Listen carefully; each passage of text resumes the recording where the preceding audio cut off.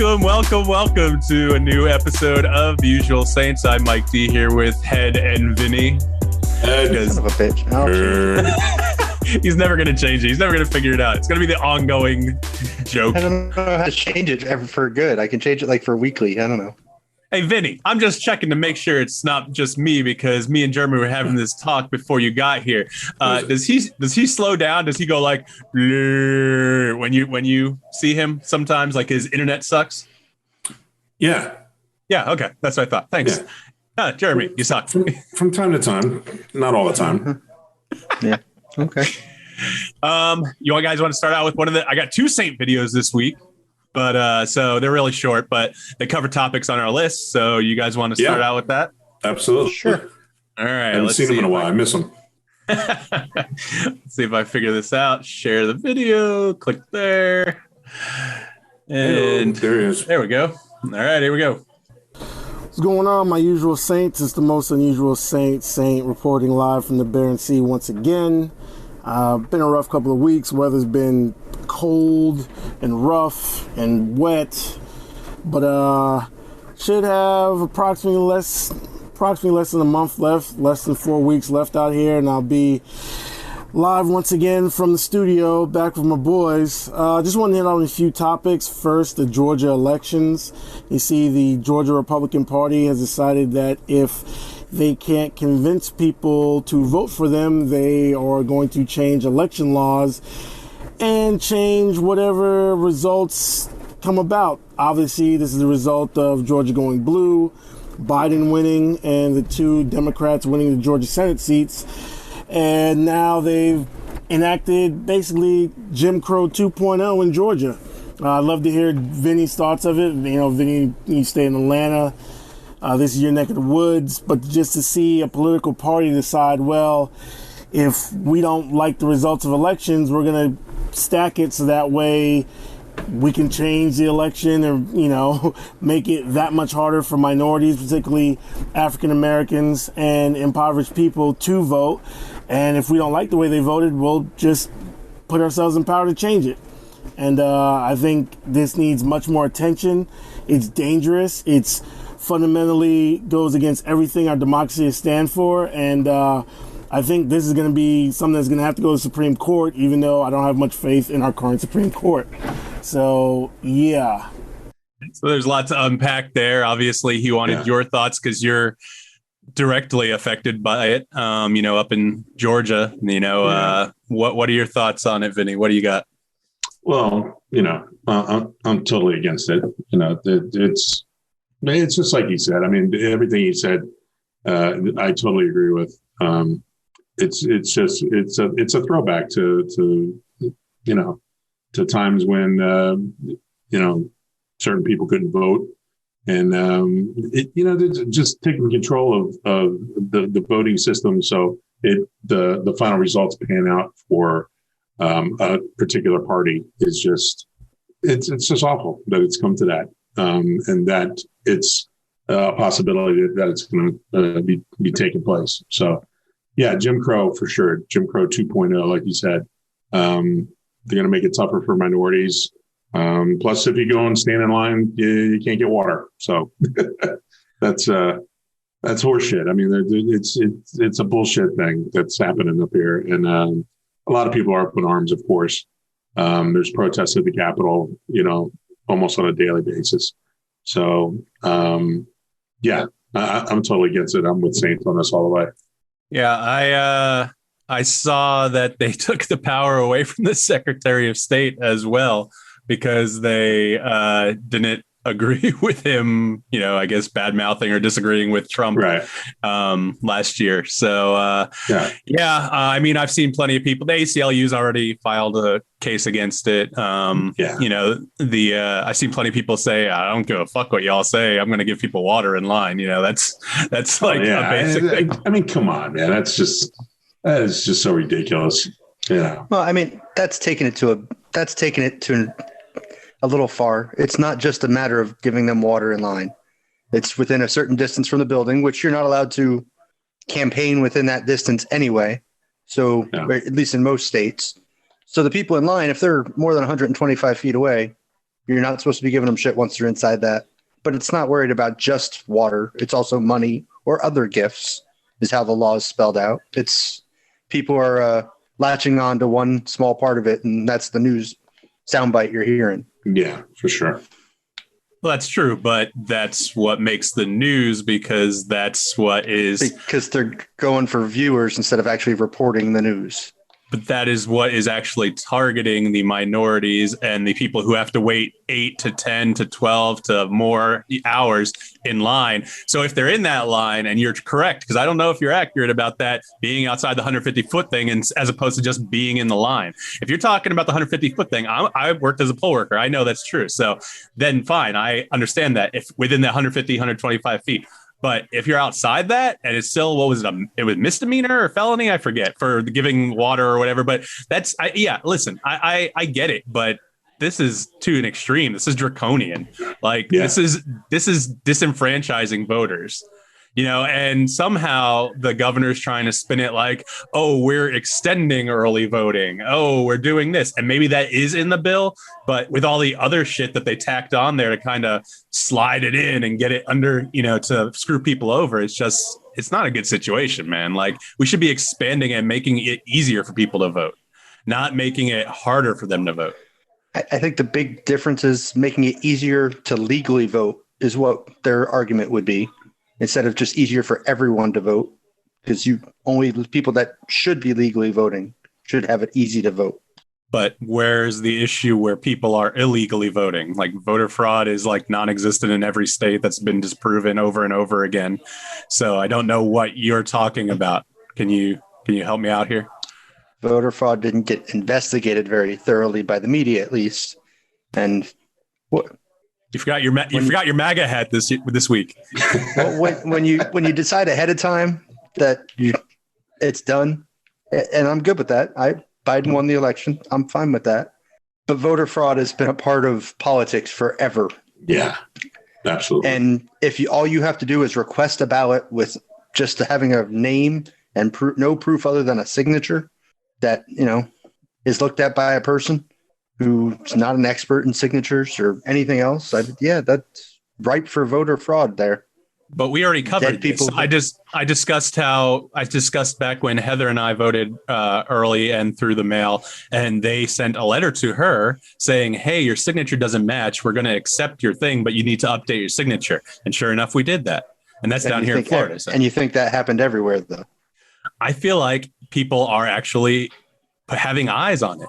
I'm not saying that everyone's perfect, but what are the percentages of voter fraud? They're like minuscule. They're like less than 0.1%, something like that. It's like ridiculous. There's not enough to make a difference in elections. And that doesn't mean that I don't think everyone's vote should count, but by doing these little things like what they're doing in Georgia, it's just making people not want to go vote.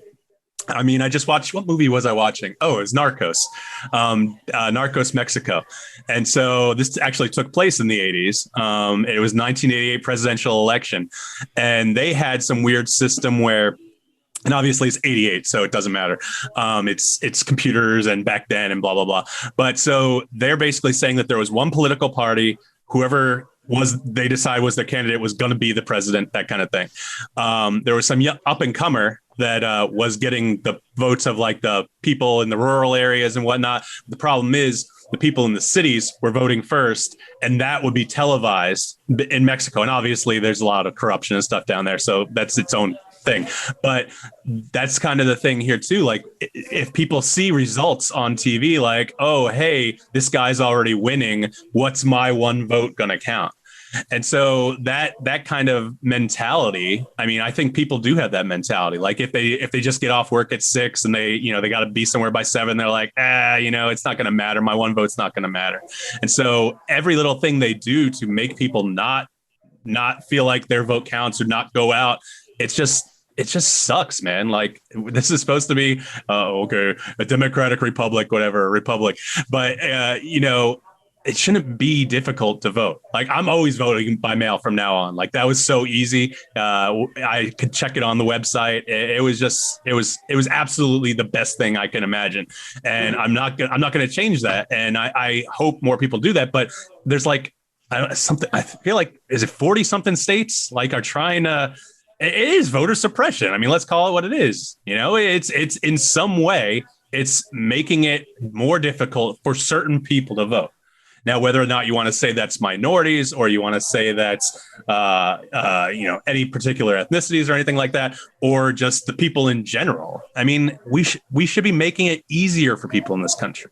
And yes, we should be looking into any potential voter fraud if there is proof or accusations of it. But I don't think it's actually enough to change the outcome of an election. This isn't Russia. This isn't, like I discussed Mexico and Narcos and everything. Obviously, it's a fictionalized show, but it actually did happen. so, that's just my thoughts. I don't know. I feel like I've been ranting a lot. I'm sorry, guys. No, you're good, man. What else? You're good. Yeah. I'm just passionate about it because, I believe strongly. Be, I believe strongly in people, exercising their right to vote, and, even we've discussed my dad on here, my dad, hardcore conservative, I'm pretty sure he voted for Trump in the last election. I can't get my mind past that, but you know what?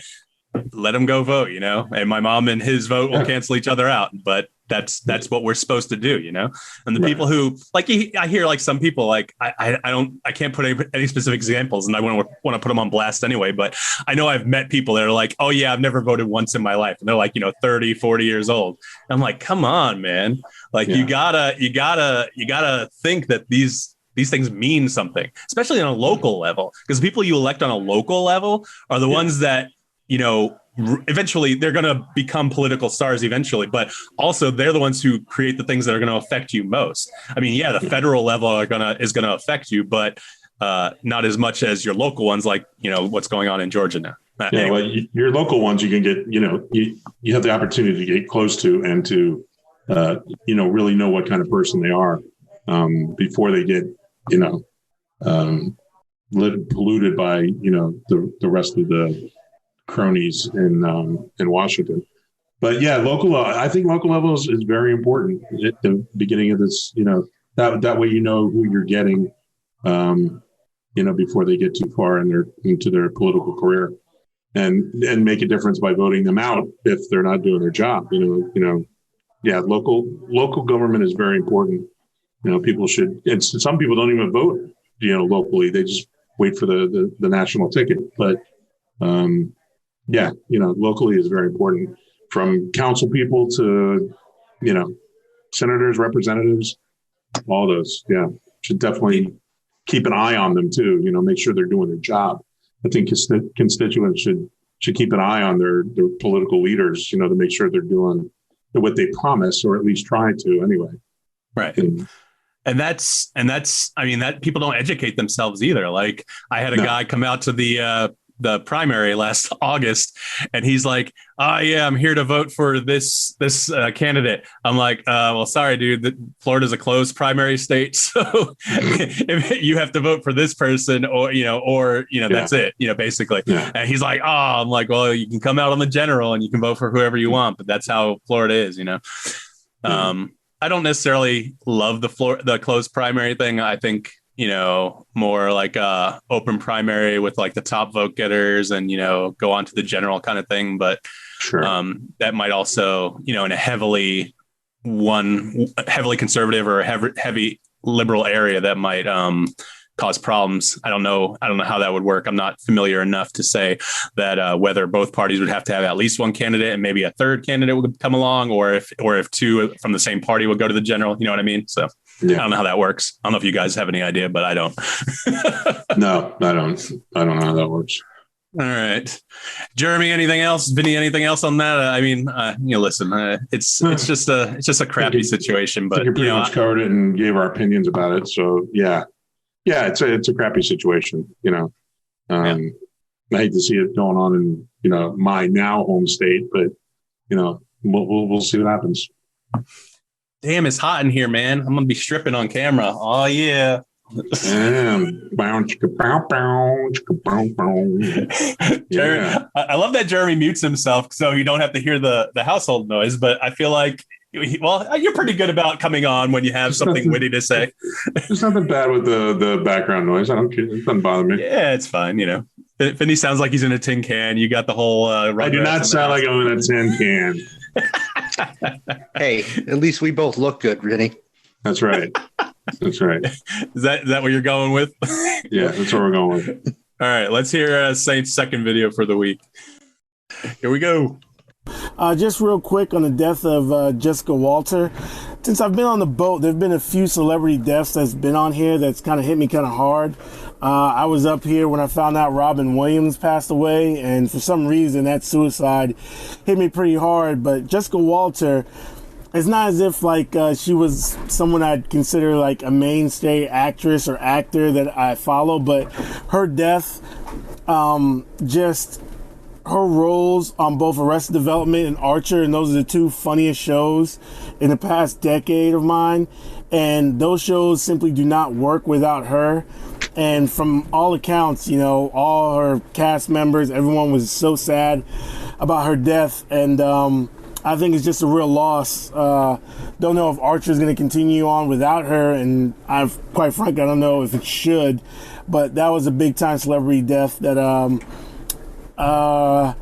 again, she's not like a main, you know, superstar A-list actress, but that celebrity death really was something that I was like, wow, and really affected me because she was a part of two shows that I thought were some of the best comedy in the past decade. What'd you guys think? You guys familiar with Jessica Walter? I only really knew her from Arrested Development. I never watched Archer. I tried, but I couldn't get into it. And I hear people say how hilarious it is. I just, for some reason, I'm pretty good with, you know, that kind of humor, but at the same time, I don't watch like Bob's Burgers and things like that, or Rick and Morty. I couldn't get into. So, what do you guys think? What are you guys' thoughts on Jessica Walter?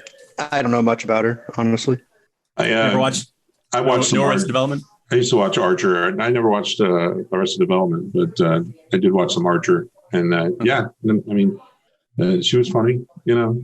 How did she die? What did she? I don't remember. I read a little bit of it. I don't remember. I mean, she was, you know, she was up there, but not, you know, crazy old. She was, I think, 80. I think I wrote down. Yeah, she was 80 years old. Yeah. I don't remember what she died from, but I didn't even know she was like ill or something. So I'm not sure if it was sudden or what. She had some bit parts in some movies too that she was, you know, funny in. So. Yeah, I mean, I knew who she was. Right. I wasn't, you know, too flabbergasted by her death. I mean, considering she's 80 years old, she's up there. I mean, she didn't, you know, not that I want anybody to die, you know, at whatever age, but she had a good life. I mean, if she had died like from an accident or something like that, if it's just natural causes, then, you know. So her head chopped off with an axe. Whatever. Yeah. If her head was chopped off, then yeah, exactly. A different one this past week or 2 weeks ago caught me. Houston Tumlin. Anybody know? Tumlin. Yeah, I saw. He's some kid star that. Oh, he was in Ricky Bobby. Or Talladega Nights. Talladega Nights. Oh, he's one of the kids. Yeah, I think he played Walker. Walker, not Texas Ranger. Not Texas Ranger. He it was his only film credit, but he went on to serve in the 101st Airborne and killed himself. Due to he had PTSD and depression, according to his mother. Oh. And that just sucks. Absolutely. Got to do a better job of supporting veterans. I think it's something like 21 veterans a week or a day or something commit suicide. Yeah, it's ungodly. It's a crazy number. Take their own lives. Yeah, exactly. No, I mean, we've talked a little bit about, you know, without going too much into it, you had a friend that, or a coworker that you knew that, you know, also committed suicide recently, you know, a few months ago, right? He moved to Georgia or whatever, that guy you're talking about. So like, I mean, you're right. You're totally right. Like, I don't feel like I am probably, people probably rag on me about this. In the military, I feel like it's a job. And I know that's like a shitty way to look at it, but I understand they protect the country and everything, but also that's the job. That's someone's chosen career path. But at the same time, given what they see and what they go through and the trauma and everything, I do feel that the government does not do a good enough job to support them when they come back in any capacity, especially mental health. I mean, I've been to VA down in Orlando. I've been to VA in West Palm, and it's good, I guess. It's good what services they can get, but it's just the mental aspect is what is a killer. And I don't mean that in any kind of funny way. It literally is like that untreated mental illness or treated, and it just goes to a certain point and they can't deal with it anymore. I mean, you're not supposed to. I mean, you're not supposed to see things like that. The way people die, and I'm talking about during wartime. During battle, seeing people get blown up next to you, or decapitated, or what horrible deaths that they witness, and it's going to take a toll on your mind. You just can't unsee that. It's going to be there with you. All the stresses that they go through. I mean, every day, if you're near the front lines, you're questioning whether you're going to be able to, ever talk to a friend again or whatever. I mean, it's got to weigh on you. I mean, whether you come back healthy or not, even if you don't see the worst part of it, other people dying, your colleagues, your partners, getting killed in front of you, even if you don't see that, the idea that you could die at any given moment has got to weigh on you tremendously, right. Tremendously. I mean, we have the same thing with, law enforcement as well. I mean, they have a lot of suicides, and that job is a daily, I don't know if I'm coming home type job. Every day they walk out the door, and then when they walk out, they got a target on their back, their uniform, their badge, their car, whatever they're driving around in. It's, so yeah, I mean, these things that affect you mentally, they have to be taken care of. And I don't think, the government, speaking about the military, is doing enough for them. I really don't. There's got to be more that can be done. I mean, the veterans have been treated like shit for, a long time. I mean, so, they don't take care of their own, so the government just, takes them, sends them where they got to go. And that's about it. When they come home, it's like, well, we got these hospitals you can go to, but they suck, but you can go to them. So that's my bit. No, I mean, I agree. Did you guys hear about the Texas Roadhouse CEO that killed himself too? No, what happened with him? You know Texas Roadhouse, the restaurant. Sure. He had COVID.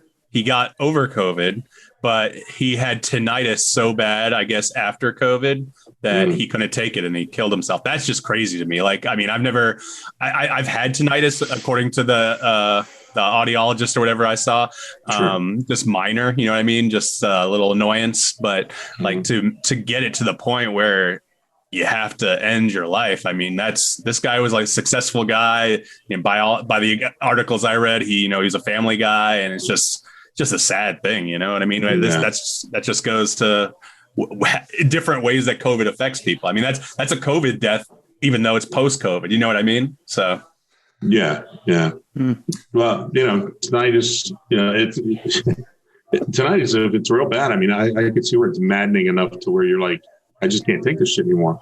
But yeah, I mean, it's a sad thing when it comes to that, Yeah. But COVID, yeah, like you said, another remnant of COVID. So, let's finish up the deaths for the week on a happy note.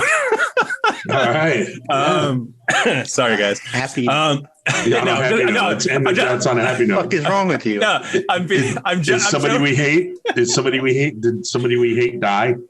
No, well, I mean, kind of on the list. No, but what I'm saying is it's a joke. I'm being sarcastic because we're gonna go to break in a minute here. But the three more deaths we had that I couldn't remember that popped up because we keep going off on tangents on these other people, which is fine. George Siegel. We're getting yelled at. We're getting yelled at for going on tangents. Oh, no, I don't care. You know me. I love what we do. But George Siegel. You're an asshole. Go ahead. George Siegel died. He was I don't think these people are that old. Like, to me, Jessica Walter, seeing her on Arrested Development, yeah, it was 20 years ago, but I mean, I don't think like that. You know what I mean? Arrested Development premiered in like 2003. That's 18 years ago. And so she was 62 when she started that series, or 61 maybe. Yeah. And so I think of her as that age, not 80. Same thing with George Siegel. You know, I watched Just Shoot Me. I know he's been in a lot of stuff, but I was a big fan of Just Shoot Me with David Spade and Laura San Giacomo back in the day. And he was on that. And like, to me, you know, I feel like, and this is where age like plays with your mind. Like, I feel like he was in his 60s, and then he's like 87, I think, when he died. You know, he was 87. Yeah. Did you watch the Goldbergs? I didn't watch it. Everyone says they feel like I would love it, like my parents, because it's all about the 80s and all that kind of stuff. Yeah, and you know, I'm an 80s kid. Fine. It's fine. Yeah. I'm not a big sitcom guy, as I've mentioned before. It's just you know, I don't know. Maybe I'll give it a chance sometime. I don't know. Jeremy, anything on George Siegel? No. Nope. Okay. What about Beverly Cleary? 104 years old. You guys know who Beverly Cleary was? Author, right? Yeah, she wrote the Ramona Quimby series and the stuff like that. I was a big Ramona Quimby. How long ago did they die? I mean, within the past week since we did the last show. Past week, yeah. Yeah. I went on Wikipedia. I actually went and looked up who had died within the month of March, as far as celebrities are concerned. Wikipedia lists every day. They have a list of people who die. And they're, you know, people that not that we know, but are, you know, famous somewhere. Have a Wikipedia page? No, I just went on. I just pulled up who's died, and you know, this month, and that happened to pop up. And I went through it, and it goes every month, every day. They have a number of people, and it's a lot. It's a lot of people. Some people, you know, that aren't famous or that famous, and you know, just from different countries and all this kind of stuff. But I found that amazing that somebody that they're actually keeping track of people who die daily and actually post it worldwide. You know, is that morbid to you guys, or? I mean, I'm a morbid guy. I used to go on. It's just a big obituary, really. I know, if you think about it. I mean, I used to go on. There was a website. I don't know if you guys remember Rotten.com back in the day. Like they would post a lot of like not tactful pictures, alleged like Tupac autopsy pictures, and you know, just things like that. And so I always have a morbid sense of curiosity. Like I've always been interested in serial killers. Like the other day I was looking up, I didn't realize that there were two serial killers on Long Island that killed a bunch of prostitutes. There was one in the 80s, early 90s who's the one I looked up, and there's the one that a few years ago, within the past decade, killed a bunch of prostitutes, which I still don't think they found. Yeah, that's why I looked it up, because when I heard someone, probably on a movie or a show, mention Joel Rifkin, and I was like, I didn't think they caught that person, but it was the guy from the 80s, 90s, and so it's just weird, you know. Long Island, it's really populated, so I mean, I get it. There's the chances there's probably a few serial killers on Long Island right now that we don't know about. But I always had that kind of morbid sense of curiosity. I'm always reading up on serial killers, John Wayne Gacy, Ted Bundy, H.H. Holmes, the guy who created, I think it was in Chicago, like this hotel with like the murder doors house. Like doors lead nowhere. There's vats of acid, things like that. I mean, that's just crazy shit to me. You know what I mean? And I don't condone it or anything like that. I'm a student of psychology. That was my major. And so anything like that, understanding how humans could do that or go to that extreme is intriguing, I guess I would say. You know what I mean? Yeah. So I just looked up something about serial killers, because I remember a movie saying, the FBI says at any given time there's, you know, so many serial killers active in the U.S. But they said in 1987 there was 198 serial killers active, only 43 in 2015, and only 2 in 2019. Wow. They caught them all. Wow. Man, most of them probably aged out. Wow. Yeah. No, I mean, come on. You know, there's ones they don't know about, and then until they find out about them, and then that's when. I think that was kind of like cases actively being investigated or whatever. Oh, okay. Yeah. Because they could tell it was an actual serial. Now there just apparently are almost none. Okay. So you're getting away with it. Man, you fucking deleted the topics off the list, like live in time, Jeremy. Getting smarter. I didn't delete shit. What? Someone deleted the deaths. Anyway, the last death one. I guess these guys are getting away from the shallow graves, you know? Hey, that's how they get caught. Now we found a body in a 2-foot grave. I mean, come on, dig a hole. Well, the ones put some effort into it. They want to go back and visit. I guess, but come on, man. If you want to get away with it or try to get away with it, shouldn't you dig at least a good 5-footer? The one local to us, I think they buried them out in the middle of some orange groves. So they'll be found when they start building houses. Excellent. Yeah, allegedly they're in barrels out in some orange groves out west of us. But I mean, I think some people tried to look for him, so I don't think anything was ever found. So, and now the one who admits to killing people is dead, and the one who didn't admit to anything is still in jail. So you're just mad at him because he wouldn't talk to you. He did what? He wrote me. I could have talked to him and said, "I'm not going to talk to you because you don't know what you're talking about." Do you want me to try to get him as a guest on the podcast? That'd be awesome. The murderer guy, the serial killer, Fred Waterfield. He claims not to be. He said it was his cousin. He got mixed up in something. I'd be afraid to talk to that guy, to be honest with you. Yeah. Well, I would almost rather talk to the girl that got away, but I'm sure she doesn't give a lot of interviews. Yeah. Dude. Hey, walk us through what happened again. Well, she wrote a book, and I think she even did an episode of one of those "I Survived a Serial Killer" or whatever. Really? It's part of an episode of that. But yeah. I think her name's Lynn Elliott. I don't know. There's a new. I thought that was the one that passed. I don't know. Maybe. I think that's the one that got killed. Okay. And Sorry. the other tangent. My bad. No, it's fine, motherfucker. I don't care. That's what we do on this show. G. Gordon Liddy. Is that where you're going? That's the one you're talking about? Yeah, why are you smiling, Mike? What is that? Why are you smiling? Yeah. Why are you smiling about it? I'm smiling because of the Howard Stern thing, but what's that? You never heard the G. Gordon Liddy crackhead Bob phone call? No. So they pranked G. Gordon Liddy. He was over in Israel shooting a show. For some reason, he was doing a live show from Israel. And Sal calls in saying that his brother was captured by Al-Qaeda and, he had some brain damage and he'd like to talk to him. And so he gets on the line and obviously it's crackhead Bob. He's like, "Is it too?" And so, because that's crackhead Bob, because he did so much crack that he could not speak properly. Fucked up, yeah. But, R.I.P. crackhead Bob. I can't believe all the whack packers are dying, but I guess it's to be expected. No shit. Crackhead Bob died. Hank. Yeah, they just recently. Riley. They die like once a year. Joey Boots. I mean, they all just die and whatnot. But anyway, so crackhead Bob. G. Gordon Liddy's trying to talk to him like, "I'm sorry, I just can't. I didn't catch that. Bob, can you tell me what?"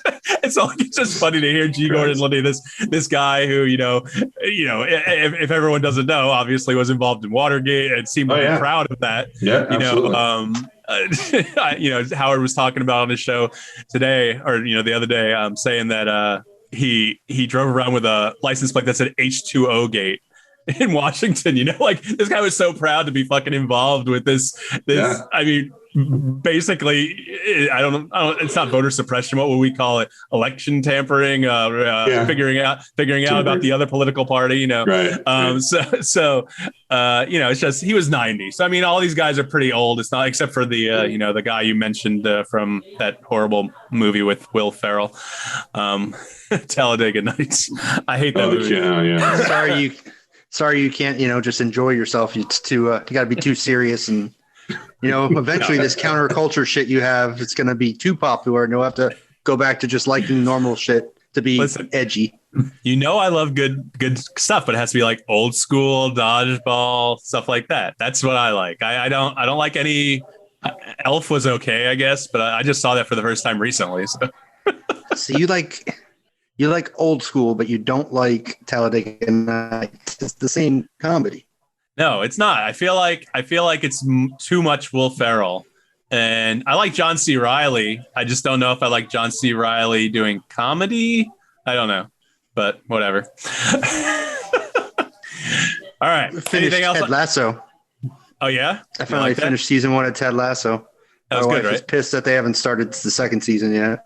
they just renewed it. Not recently, but he just won the Golden Globe or SAG or something. What is Ted Lasso on? Oh, it's on Apple Plus. You don't watch it, Vinny? I don't have Apple. No, I don't have Apple Plus. It's funny. Yeah, we're thinking about watching the morning show next. No. It's probably one of the best shows last year, and see, that was very heartfelt and whatnot, but it's also vulgar and whatnot, and it's got that really hot chick Juno Temple in it, so that's always a plus. But Ted Lasso is a American football coach, right? That's right. Okay, he's an American football coach, I think a college coach, and this soccer team over in England hires him to be their head coach. Who's the star? Who's the star? Jason Sudeikis. Oh, okay. Yeah. Who plays Beard?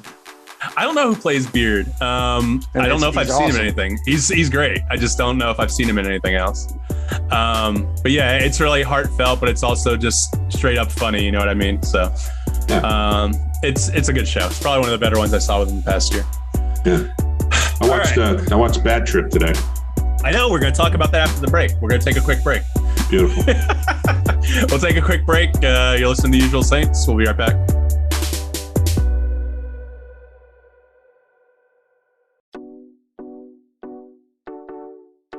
Hey everybody, this is Zeb Wells, and you're listening to The Usual Saints.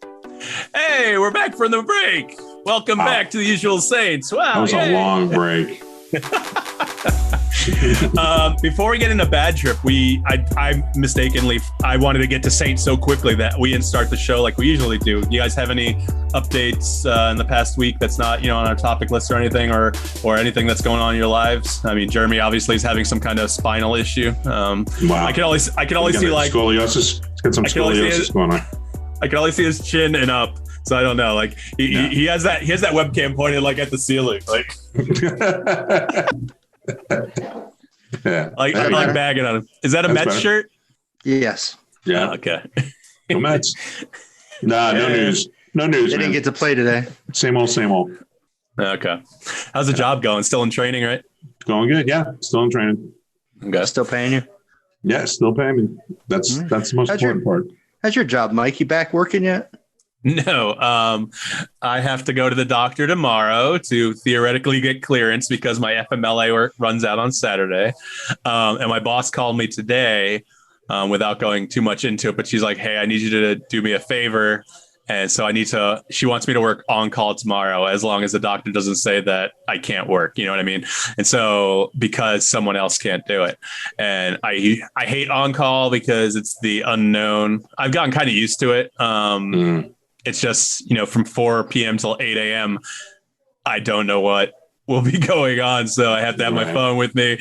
And the worst is the 3 a.m. phone call. And I'm like, yeah, okay. Yeah. And I go look at it. And sometimes I've actually been successful. I know we don't talk about my job because I don't want to get into it, but I do cases and stuff like that. I've been successful in getting things downgraded, or where I don't have to go out of the house and do it. So I'm always happy when that kind of thing happens. Like, I can't get into it because I don't want to say what I do, but it just sucks, but that's fine. So theoretically, tomorrow's the beginning of a new work week. Theoretically, I should be starting back tomorrow, even though I told her Monday would be my official first day back. So can't be too far away from the county. What's the deal when you're on call?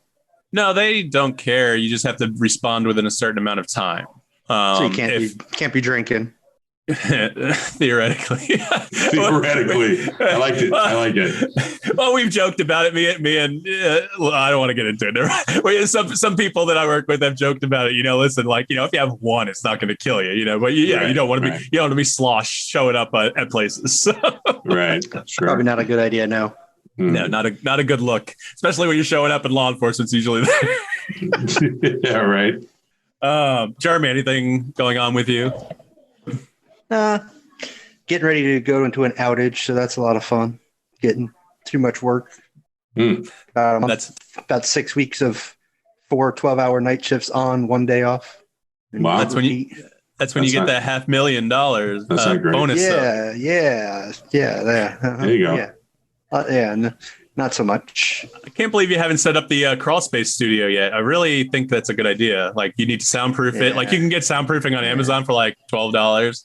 Yeah, you go ahead and come and put some drywall up. You can take care of it. I don't know how you get it in there, but whatever. I don't have a key to your house. You should probably just hire someone, rich man. I can put a one-time code on the front door. There you go. Is your robot butler going to let me into the house? Robot butler. No, we only have a robot vacuum. I don't know what you're talking about. Fucking All right. robot butler. Oh, hey, that's going to be the future. Hey, Not in my house. I don't want a fucking robot in my house. Oh, no, No? I meant fucking a robot butler. Oh, okay. Instead of the Well, pillows. Yeah, well, that is how that'd be a step pretty up. much. Well, imagine what the internet would be without porn. I mean, would there be all this video chat and everything if not for that? Can I tell you guys, what was that weird wink you had there, Jeremy? Was that for Jeff? My kid is looking at me, yeah, because he heard what I said. Yeah, I saw him behind you, and I forgot what we were talking about. Yes, Come on, like Jeff hasn't. Oh, I know what Jeff's been looking at. Technology advances a lot of times. I mean, because of mostly guys of wanting to see porn. I remember. I don't know if I should. Does he listen to the show? Does Jeff listen to the show? Oh, I can't say because Logan does. I wouldn't go there. Yeah, I wouldn't go there. I remember when your wife said something. I was like, oh, that's so funny. We can't get into it. Yeah, moving on. Jeremy, Next. did you have a chance to watch Bad Trip? I did not. Oh, see, I don't know, Vinny. Can we talk about it without ruining it? Shall we wait till next week? I mean, what's to ruin, really? I mean, it's funny. It's a prank comedy with basically a thin plot that they try to stick to. Yeah, very thin. Thread thin for sure. All right. Are you guys fans of Eric Andre? Like, I've been watching the Eric Andre show for all 5 seasons. He's hilarious. It's on Adult Swim. It's like 11 minutes long. You know, he does the craziest shit. It's all usually hidden camera or prank or and it's just a lot of it's out there, like really weird shit. But I highly would recommend it. Checking it out if you haven't seen it already. And like I said, they're only 11 minutes long. We'll check out something that's 11 minutes long. That's cool. Yeah. So in this movie, he sees this girl that he knew from high school that he said he would always ask out on a date if he saw her again. And then she goes to New York and he follows her and he goes on a road trip with his friend. And so hijinks ensue, such as, the Chinese finger trap, which I thought, oh man, that's fucking hilarious. You know that reaction in the movie was real, right? That guy that came out of the shop. Like, oh yeah. Yeah. No, they thought they were going to, Lil Ray Howard. It's Lil Ray Howard. I forget his last name. Lil Ray, the other guy is not Eric Andre. That was his first day shooting.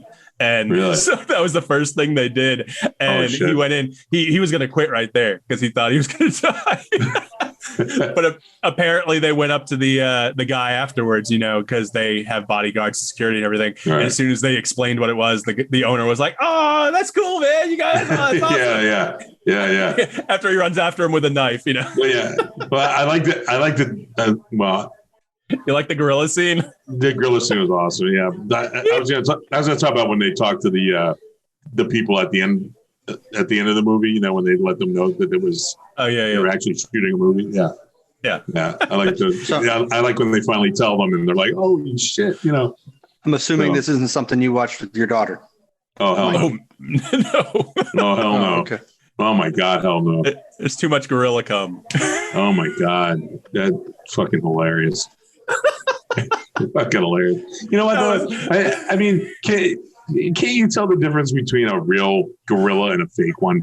I mean, no. I mean, if you were there watching that, if you happened to be in that group that they were with, don't you think he would have caught on? I mean, because he was in there with the gorilla for a long time, and And then he goes back in for the selfie. Jesus Christ. No, that was Lil Ray said that was the most difficult scene for him because he was outside the cage and he had to sell it to the people who were outside the cage. Okay. So he's crying, but in reality, he's crying because he's laughing so much. So hard. Yeah. But he had to sell it to the people like, "Oh my God, my friend's in there." Ah! Yeah. But yeah, I mean, you should be able to tell the difference between a guy in a gorilla suit and a gorilla exactly. suit. Yeah. But it's very funny, Jeremy. You need to watch it. Maybe we can discuss a little more next week if you maybe can knock it out one of these days. It's like an hour and a half. You'll get some laughs out of it. It's pretty funny. It's so ridiculous. It's funny. Yeah. All right. So, hey, this is our knockout show, right? We're going to knock out some shit, man. We're gonna knock just out go. shit? Sure. Should we just go down the list, or does anyone want to start with anything in particular? Anything more important to anyone in particular? No. Nah. No. All right. So let's see. Walmart returns and customer service. That was something I put on like 2 or 3 months ago. Yeah, it's been on there a while, man. All right. So listen, this is what this is about. You know, I don't know if you guys know. I worked at Walmart twice. Okay. Walmart's famous for basically taking anything back, basically, as long as it's not in horrible condition. If you have a receipt, you know what I mean? Right. So I bought these wiper blades for my wife's car. They did not fit. Like for some reason, I know they're the right kind, but they wouldn't stay on the wipers. So I go to return them. And this is when I have my arm in the sling. So I only have one arm. I didn't put the wipers back in the plastic sheathing that they came in because my wife took them off and put them in the bag with the packaging. But it was, they were outside the packaging. It was a little messy. You know what I mean? Yeah. So I had the receipt. I go up to the lady at the counter. I go, I initiated this return. And it's this like lady in her 60s or 70s. I never met her before.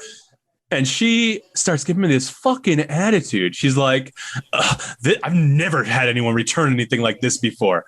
And I'm like, I've never had anyone be as rude as you are being to me right now. I said, you're supposed to be taking this return back. You see that it's just purchased within the past few days. I'm only operating with one arm. This is what I have. The products are in there. You're going to defect them out anyway. Just go ahead and take the return back. And so eventually, after the bitch was being a bitch, she actually looked at, what was it, my mask or something, or my license? I don't know. She saw something and she reacted to it. And she started like making friendly chit chat. But I never had that kind of experience. Like I hate Walmart in general. But like I said, at the customer service counter, it's usually pretty straightforward. They take shit back, or if in rare cases they reject it. So they're usually pretty not happy to be there, though. I mean, that's not uncommon. Right. Yeah, I know. Right. I've never had to say that to someone before. It literally to their face, like that they were the worst customer service I've ever received. So that was just a funny experience. Customer service is a rough gig, man. Yeah. I was in customer service for a lot of years, man, and it got to the point where, I knew what my job was, but as soon as somebody walked in the store, they were my mortal enemy. I was like, I did not want to see people walk through that door, and when you get to that point, it's time to go. And I did. But customer service, man, it's not for everybody, man. I'll tell you, it's, you put the people that at the age that they're supposed to have a shitty job, but they don't know how to handle customer service. So what you're getting is a lower paid, pissed off person because they're not satisfied with their job. And I did customer service for a very long time. And Jeremy, were you there the night at the movie theater when me and Thompson had a little blow up? When he said, what was the quote? Oh, I'm so fat because your mom cooks so good, to the little hoodlum as they were running away. Oh, no, that's little hoodlum made it. Our GM was overweight. He was an ex-wrestler who was a big guy. And we were kicking out these teenagers, and they're getting all loud, and he's not having any of it. And this one kid, as he's running out, makes a joke about him being fat, and his reply was, "I'm only so fat because your mom won't stop cooking so well." Yeah, I about died laughing. The kid didn't know what to say. His buddy started busting on him. It was awesome. That's funny. That's good. Yeah, he was probably one of my favorite bosses, if not my favorite boss. I've told my current boss that. I said, listen, you got a high bar to live up to, leaving that job sucked for me because I could only go so far. Like Jeremy took this, a salaried spot, but salaried then was what, 23 grand, something like that. It's not a lot. It was $12.50 an hour. Yes, I mean you're trying to live off that. And yeah, it's a decade or more ago, but still, it's tough. And so, but there was one night, and this is where I differ. We worked at a movie theater. It was a smaller movie theater, not as it's a chain, but it wasn't as big as AMC's and Regals and whatnot. So these people come out. This 4 middle-aged people. I was in my 20s, so they're probably in their 40s or 50s or something like that. They come out of this movie. Ancient. Yeah. And they're I can tell they're a little upper class kind of thing. You know what I mean? Maybe a little rich. I don't know. And so they come up to me and they're like, Yeah, we didn't like that movie. We would like a refund. And I said, I'm sorry, that's not how that works.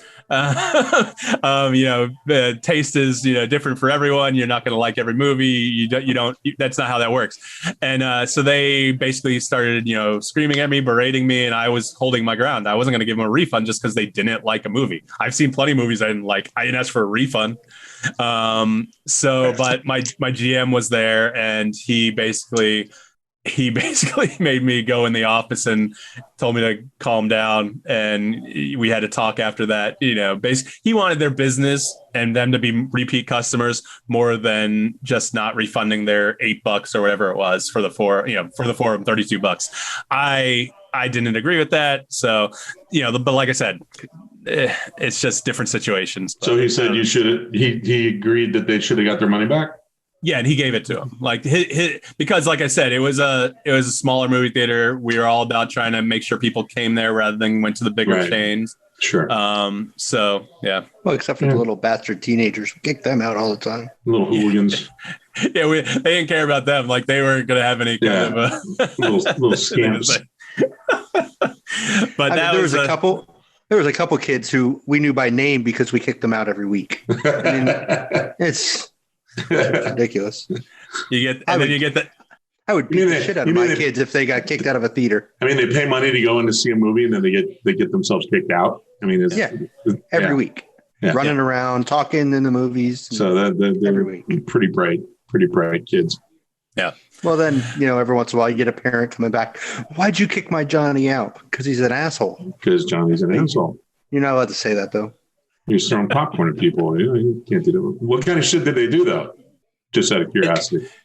Yelling, getting up and down, just disturbing people, just disturbing the shit out of people. Yeah, I get you. Talking, yelling, throwing things. You know what you need to do? You need shit like that. You need to plant a guy in there who just beats the living shit out of them. Did you? No. We didn't kick him out. We had one guy. We had one guy named Mark who loved to kick people out of movies. Yeah, that was his thing, and he was he's a bigger guy, but that's what he loved to do was to kick people out of movies. No shit. Yep. Wow. That and we had the cops go in if we really needed them. I wonder what's that guy doing now?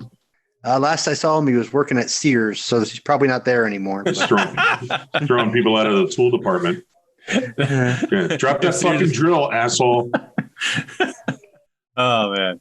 All right, but customer service, we were good too. Like I remember one night we're sitting there, and never fails that the 10:30 showing of the new horror movie. There's some young parents showing up with like a 2-year-old to watch this damn movie, and obviously that's not going to go well. No. And if you see the mom bring the 2-year-old out because they're crying, hey, you know what? How many people are in your party? Oh, there's 4 of us. My husband's still watching the movie. Okay. Just stay right here for me. And, I don't get their money back and give them passes to come back because, hey, thank you for bringing the kid out because they were making noise. I mean, I appreciate it. Let me give you something to help. Exactly. It's got to go both ways. But something about going both ways. I was going to say just like Mike, but I was just like Mike. Anyway, moving on. I paused. I should have just said it. Next one. Like I said, these are all little things, so they don't have to be lengthy conversations. Natural deodorant. Have you guys ever tried this so-called natural deodorant, like aluminum-free? No, like, I will not. Did you buy it just because Howard Stern told you to? Oh my God! Howard Stern uses it. No, he does actually. He uses something I think Crystal Rock or something like that. So I might actually look into that. He claims it works for him. I tried something that online. It was called. Has Howard Stern ever sweated in his life? where he needs deodorant anyway? I mean, I'm sure that studio is ice cold. They go in there. Come on, he doesn't even need deodorant for God's sakes. Of course, it's going to work.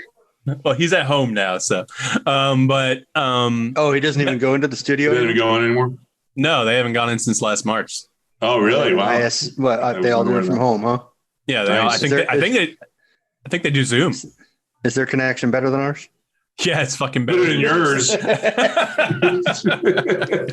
Anything's better than yours. Oh my god, fucking AT&T, like it's the worst. So it's called Dr. Squatch. Okay, like a Sasquatch is their logo, whatnot. Sure. So it guarantees that this is gonna work, whatever, blah blah blah.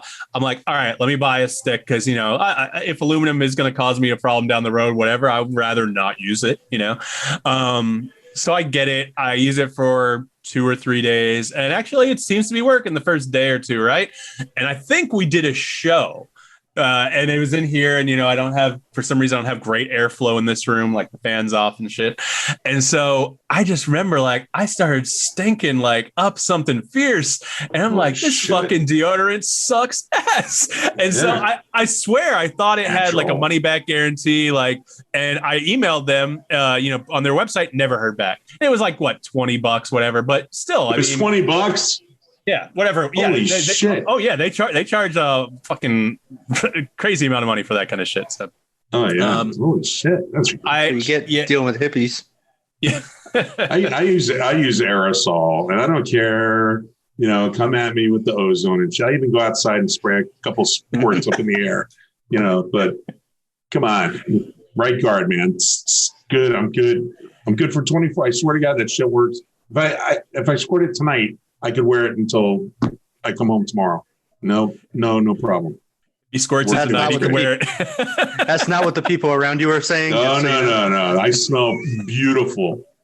I smell like Irish Spring, Right Guard in my cologne. It's I smell like a whore when I walk out here. I can just see Vinnie spraying Axe all over him every morning before. No Axe. I don't use that shit. I have some of that shit for some reason. It's come in. I don't know if I got it free or if it came as a sample with something. I've never used it, so I don't know what the body spray is about. Is it a refresher or I don't understand it? You just spray it. It's like a whole body deodorant. You can use it under your pits too. He doesn't have any, but he's the expert on it. It's awesome. Yeah, I don't have any. I don't use it. I read cans. I can read cans. I can shop. I can shop. And so, all right, moving on. I don't want to bag on her too much because, as we discussed in a previous episode, she's the love of my life. But Jennifer Love Hewitt, I don't know what's happened to her. I just looked her up today because you were aging in love with her. Yeah, well, she doesn't look that bad. No, she doesn't look horrible. It's just when I saw her on her Facebook snaps or lens or whatever the fuck they call it on Facebook, she looked a lot different. It wasn't just makeup free or anything like that. She looked like a different person to me. You know what I mean? And so that makes me think, have they had work done? I'm not a big fan of plastic surgery unless it's required. You know what I mean? I don't like that look, that kind of look. All the pictures I pulled up of her, and I was trying to pull up the most recent shit, I even put it in there. Recent, pictures or whatever, images. And I didn't see anything that was horrible, Oh, I guess that's just me. I don't know. I sent you guys those pictures and it just didn't. I know Saint, I don't know where you got those pictures at. I didn't even see those. I put them in the Facebook chat, but no. No, I know that, but I saw what you were talking about. But I'm saying what I looked up, I didn't even see those pictures in there. So. Oh, it was a while ago. So, yeah. But she was actually in the news today. I read something that she just watched the framing Britney Spears New York Times thing on Hulu or whatnot. And she said that she wished that she would have known or thought back in the day that she could have stood up to reporters who questioned her about her breasts or whatnot. I guess at one point after excuse me, guys. After I Know What You Did Last Summer, she would wear a shirt that said silicone free because I guess these reporters, and I've as a reporter, I've never been a reporter, but as an interviewer or anything like that, I've never asked anyone about their breasts, even the cosplayers we've had on. So, I mean, really? I can't imagine what these kind of creeps are doing, and I'm a pretty creepy guy myself, but I don't do that to someone's face. So the fact that she had these kind of experiences and, wishes that she would have been able to stand up to him back in the day, not knowing what she knows now. I'm the most inappropriate person I know, and I wouldn't even, go that far as to ask, if your breasts are real or not. I remember that being a topic of conversation on many talk showish type show about Britney Spears at the time. So I'm assuming it would have been about Jennifer Love Hewitt as well. Yeah, but I mean, there's a difference between like, say they talk about it on Howard or something like that, as opposed to because in the article I read, it seemed to be more like reporters or interviewers. You know what I mean? It's not like necessarily. It was a question they were getting asked. It was not. It's just crazy to me. And it wasn't seen as, it wasn't. Well, they framed it as, well, are you setting a bad example for teen girls by being 16 and having had a boob job? So that is how they made the story, but they were still just asking the damn question. Yeah. Well, in that context, it doesn't seem that bad. I mean, seriously. I mean, if you put it in that type of context, yeah. I mean, it's like, if you're doing it, does that set a bad example for younger people? Yeah. So, but that's not why they were. That's just how they were getting there. Yeah. You gotta be the guy to be like, oh, hey, can I do the touch test to see if it's real or not? The touch test. Yeah, there you go. All right, moving on. I like we're just knocking all these out. We're gonna have a whole new list next week. We did 3. Yeah, we should probably did some week. There's like 65. There's not 65. We actually should take another break because every 30 minutes we take a break. And guess what? I got Heather to say that she might be able to help try to write some of these proposals since you motherfuckers aren't helping me with anything for Podcorn. Podcorn to get some sponsors for the show. What's it called? He hasn't watched the Mike EP episode yet. He doesn't know what you're talking about. Podcorn.com. Oh, I'll go back. I saw you guys chatting about it on the.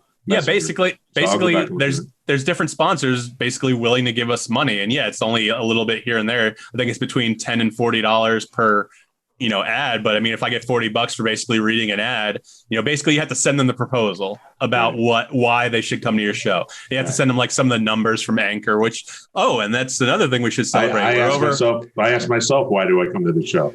Pays for some T-shirts, if nothing else. Yeah, see, listen. I mean, we've made, according to Anchor, we've made like $5 from their ad. Oh, $6.49 right now. Don't go spending it all in one place. Yeah. Oh shit, we got a lot more. Downloads actually. The other day I looked at it, we were over 500, so I was really excited about that. We're actually at We're at 630 now. What type of viewership do we have to get sponsorship, or does that even matter? Well, that's kind of up to the sponsors. If you say you have 630 downloads, you have about, according to this, 128 unique listeners, and estimated audience you have 73. But we frame it as, hey, we shoot the shit, we have fun. This is what our audience is. And if we find the right sponsor, then who knows? So right. That's kind of what we're looking at. I guess we got to start hitting up like condom companies. I was thinking Viagra, Rogaine, Metamucil, and that's pretty much who we're going to get. Yeah, exactly. You guys, by the way, Mike, happy birthday! Oh, happy birthday! I already told you happy birthday. I'm not fucking doing it again. You said it on Facebook. Everyone can say it on the show. Hey. Oh, okay. Hey, happy birthday. Okay. When was it? It was the other day, right? Yeah, it was Tuesday. Yeah. Yeah. Okay. Tuesday. Yeah. We had I still haven't had a negative COVID test. So. So you didn't get to do anything because you're quarantined, right? So, according to the CDC and according to every health professional I talk to, and of course we don't know for sure, but they claim after 10 days from when symptoms started, you should not be contagious anymore. So I asked my parents, who are both double vaccinated now, I said, would you guys want to come over? And I said, this is up to you. I said, you can sit outside and we'll talk through the door, or you can come in and I'll stay away from you. I said, theoretically, I shouldn't be contagious right now. Most of my symptoms are pretty gone. I said, but I don't want to put you guys at risk. Right. So they decided they miss me. They haven't seen me for these periods of times where we have to quarantine. It sucks. So even though they're 2 houses down, they miss you. What do you owe them money for? People actually love me, Jeremy. Thank you. I do owe them money, actually. But that's a low blow. Knowing my family, that's a low blow. Mike, we have to come over. We have to see you. Basically, money. My mom cried when she left here because she was so happy to be able to see me. So, or because she spent time with you, one or the other. Well, we had some hurricane grill. We had some ice cream cake from a local place, Smiley Riley's, which I love to get ice cream cake from. Of course, my parents, being my parents, put the cake in the cooler. Went to go pick up the hurricane grill, thinking the cake in the cooler, the ice cream cake, would stay. Last. Yeah, because the ice cream place told them, "Hey, put it out for 10 minutes." My dad and mom thinking that it's in the cooler, it's fine. That gets to the house, we eat our dinner. By the time we eat our dinner, what's that? It's probably 30, 40 minutes. Oh, it was in the cooler the whole time? No, they brought it in and put it on the stove. But then when Heather and Sophie get it out, basically it's like, bleh. It's like soup. Yes. Here's your birthday soup. But it was ice cream soup. It was still really good, so it was fun. Oh, by the way, for any listeners, if you'd like to send Mike a gift, just email me and I'll make sure it gets to him. I promise. Yes, yeah. Any cash or money that needs to be sent in has to go through us first. Because we do the books, we need to get Fleshlight as a sponsor. So Fleshlight. Yes, we discussed this, Vinnie. Remember? Fucking Fleshlight again. Yeah. Moving on. Jeremy, did you throw yours away?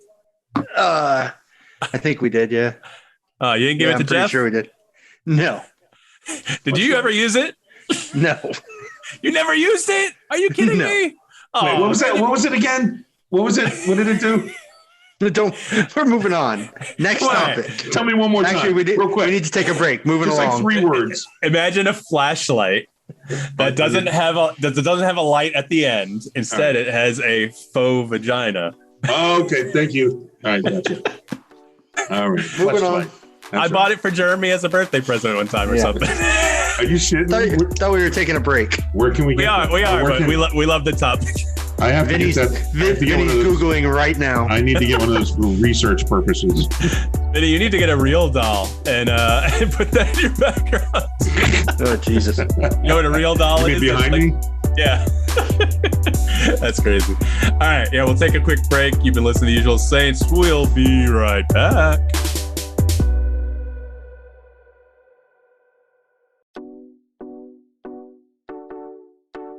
Hi, this is Fred Davenport. Listen to the Usual Saints on your favorite way of getting a podcast. I think I stopped recording before he said, "Damn it!" he's like typing. A little quick on the button, Mike. I know. All right. Well, welcome back to Usual Saints. I'm Mike D here with Jeremy and Vinny. Fleshlight. For now, Saint's still out at the Bering Sea. Let's see. We don't. We can go as long as we want to go. I know Vinny got tired last time we did one of these shows. I think it was like 11. But Vinny's like, I'm old. I need to take a break. Oh, that's bullshit. I had to work the next day. You fuckers. You gotta get up at 4 a.m. I can go all night tonight. I don't have to work tomorrow, so I'm good. All right, Jeremy. What about you? I got to get up, but not early. Okay, good. All right. So my next one was oil change. I was done. I was done with you and your fucking whatever your minutia is. Minutia. You said your parents missed you, huh? Yeah, they did. Why? I told you he owes them money. Making sure he still hasn't. That's why they want to see him. Making sure he's still in town. Mike, we gotta see you. I want to know who listens to the show. You know what I mean? And I don't mean that in like a way like who the fuck are our listeners? I asked my parents. My dad listened to a few, and then he kind of faded out. I feel like my uncle claimed he listens, but I don't think he does. So like these people on our fan page and our Facebook group, I want to know. I think your nephew listens, which is cool. But I wish we could get more callers. You know what I mean? Do the phone number 240-724-6877. You guys can call in. Email might work. Yeah, email. Yeah, I mean, I would love to get to know who actually listens to our show, because that's always interesting. I would ideally, obviously, if we could set up some kind of system where we could interact with callers, that would be the ideal system. Yeah. I hope we can figure that out one day. It's just I had a conversation with Heather the other day about taxes for the business because I had to form. I didn't have to, but I formed an LLC for this and for everything else. I probably didn't have to, but whatever. I'm spending money, so I guess that's a way to recoup what I'm spending, on the computer and everything like that. Well, absolutely, it's a smart thing. Yeah. So I only did it because Saint mentioned it before we started doing the shows again. Mm-hmm.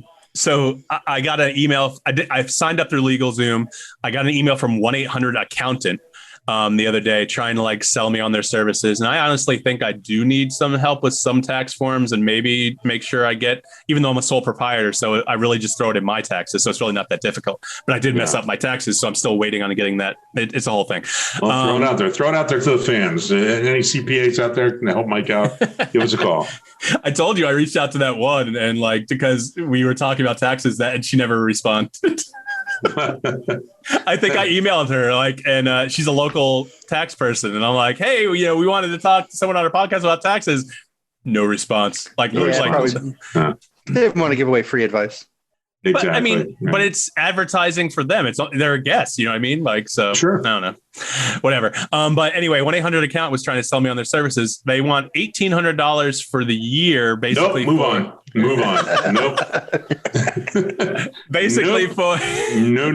No. But listen, that's totally deductible. Yeah. That $1,800 is deductible. It's not. No, that's not. You know what? It's coming out of your pocket anyway. I don't care if it's deductible or not. $1,800, blow me. Okay. Well, I talked to Heather about it because I told the guy, I'm like, I got to talk to my wife about it. And Heather's like, listen, when you start making $1,800 in revenue, then you can think about it. Yeah. Okay. Maybe. Yeah. Maybe then. But there you go.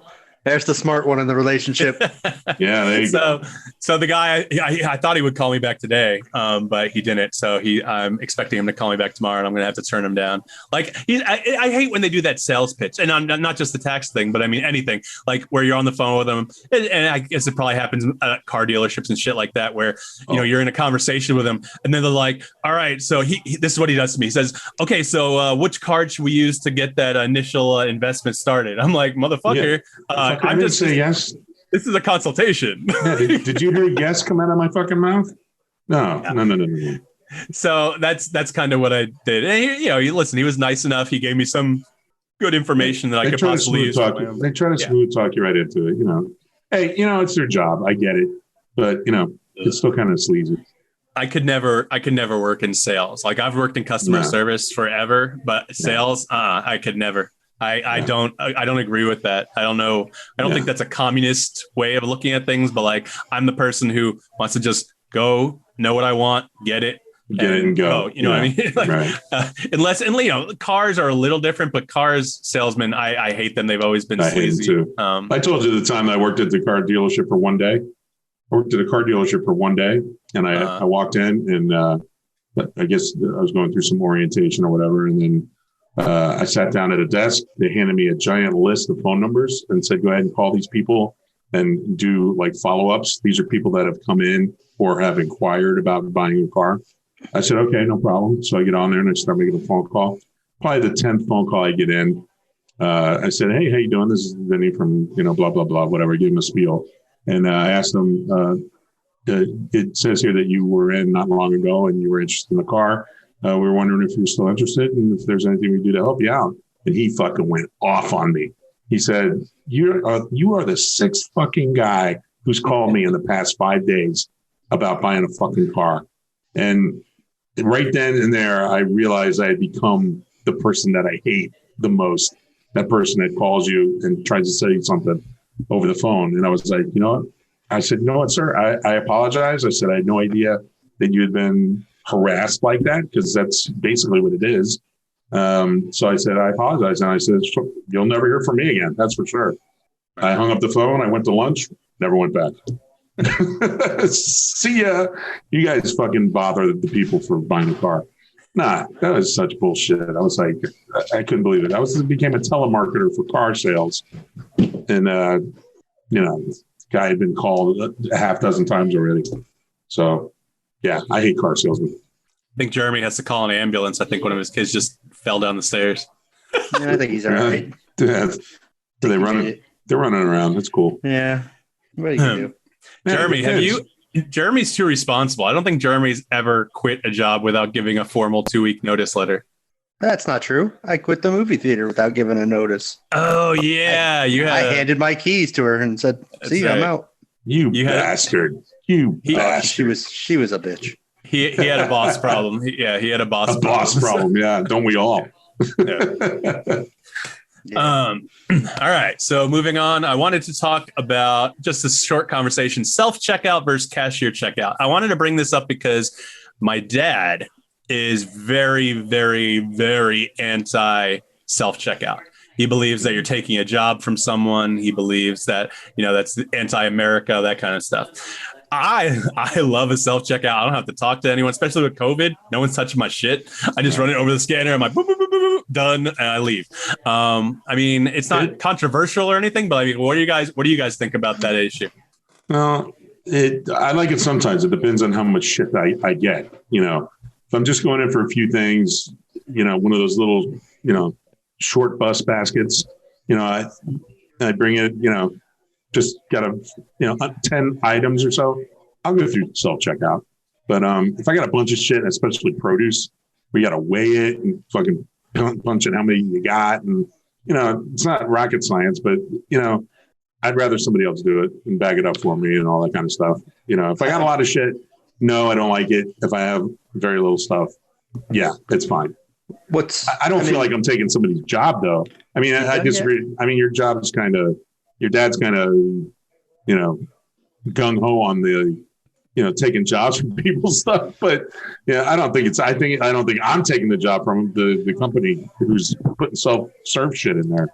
Well, that's what he said. That's basically what his thing is. Basically, if you use the self-checkout, you're encouraging them to either put more or other companies to use it. And so that's taking the job from, that's what he means. Not that if he uses it, by using it, he's enabling, he doesn't want to do that. So, gotcha. Anyway, usually, a union member, which I'm sure both your parents are in a union, has that approach to self-checkout. Hey, you're taking a job from someone who now doesn't have to do it. Yeah, someone else has a job putting these machines in, but they do it once. Whereas just if you're not using that, same thing with, I don't know, Vinnie, I'm sure you're familiar with Publix from when you lived down here. Yeah, sure. I'm up here too. Yeah. Used to be you weren't allowed to take your groceries out of the store. Exactly. Now, maybe they asked to take them out 1 out of every 3 times. Yeah. Right. And again, every time they ask, I say yes. Even if I'm parked right up front. Yep. Because guess what? They aren't going to keep bringing you into work if you're not bagging my groceries and taking my groceries out. If they don't need you, they're not going to keep bringing you in. Same with cashiers. If everyone uses self-checkout, which Publix has started putting those in as well. Oh, they have. If everyone starts using self-checkout, they don't need as many cashiers. So it's someone's job. This is true. Yeah, I didn't know that Publix had started bringing them in because the ones I go up here don't have them. I know of at least 2 locally. I don't know if there's any in Vero. There's one in Fort Pierce, and then there's one right by my house. Okay. They both have self-checkout now. So that's something that's yet to come for Publix. Okay. Yeah. There's one beachside in Vero for like the rich people. So I think that's the only one in Vero. You mean as they retrofit checking out their own shit? No, their butlers and nannies are buying the food and checking it out that way to bring back home.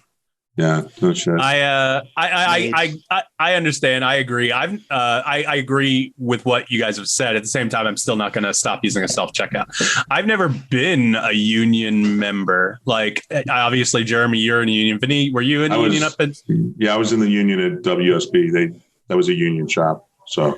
So I mean, like, do you guys find, Jeremy, obviously, you're still in it. Do you guys find that it's beneficial? Like, does the cost outweigh the benefits or vice versa? Or for some things, Florida's a right to work state. Right. So it's not a closed shop. So people can have my job and not be in the union. Mm-hmm. They still get all the benefits more or less of being in the union without paying the dues. So that kind of sucks. Yeah.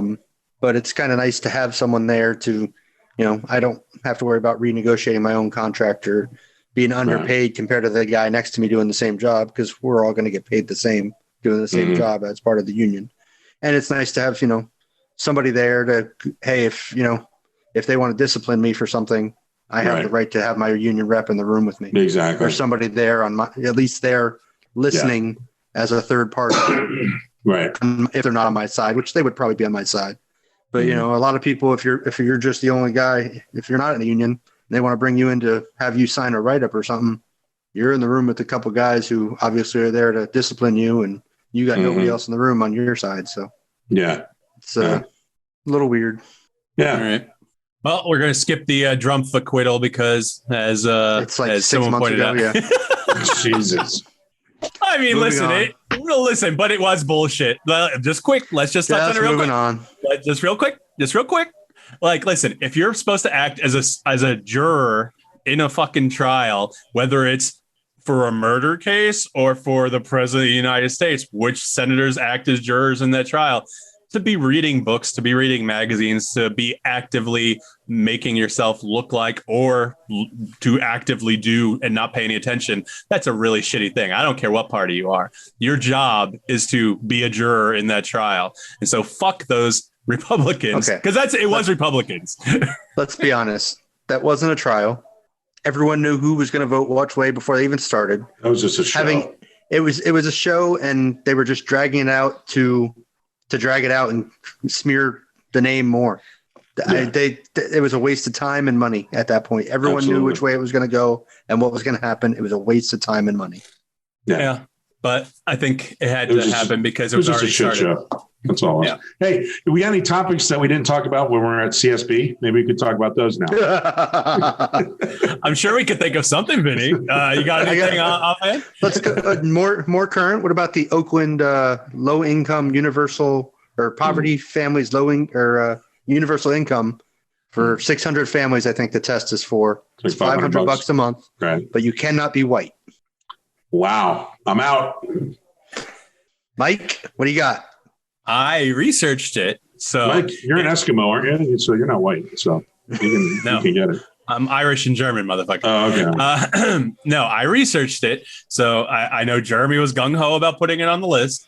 Listen, it says it's funded by a private company. Oakland has a past history with like the Black Panther Party and things like that. So if a private company wants to fund a program where minorities or non-whites are getting this $500 stipend, because that's what it is. It's not the city is, I guess, maybe making it known or whatnot, but the city is not the one who is providing the funding. It's a private program.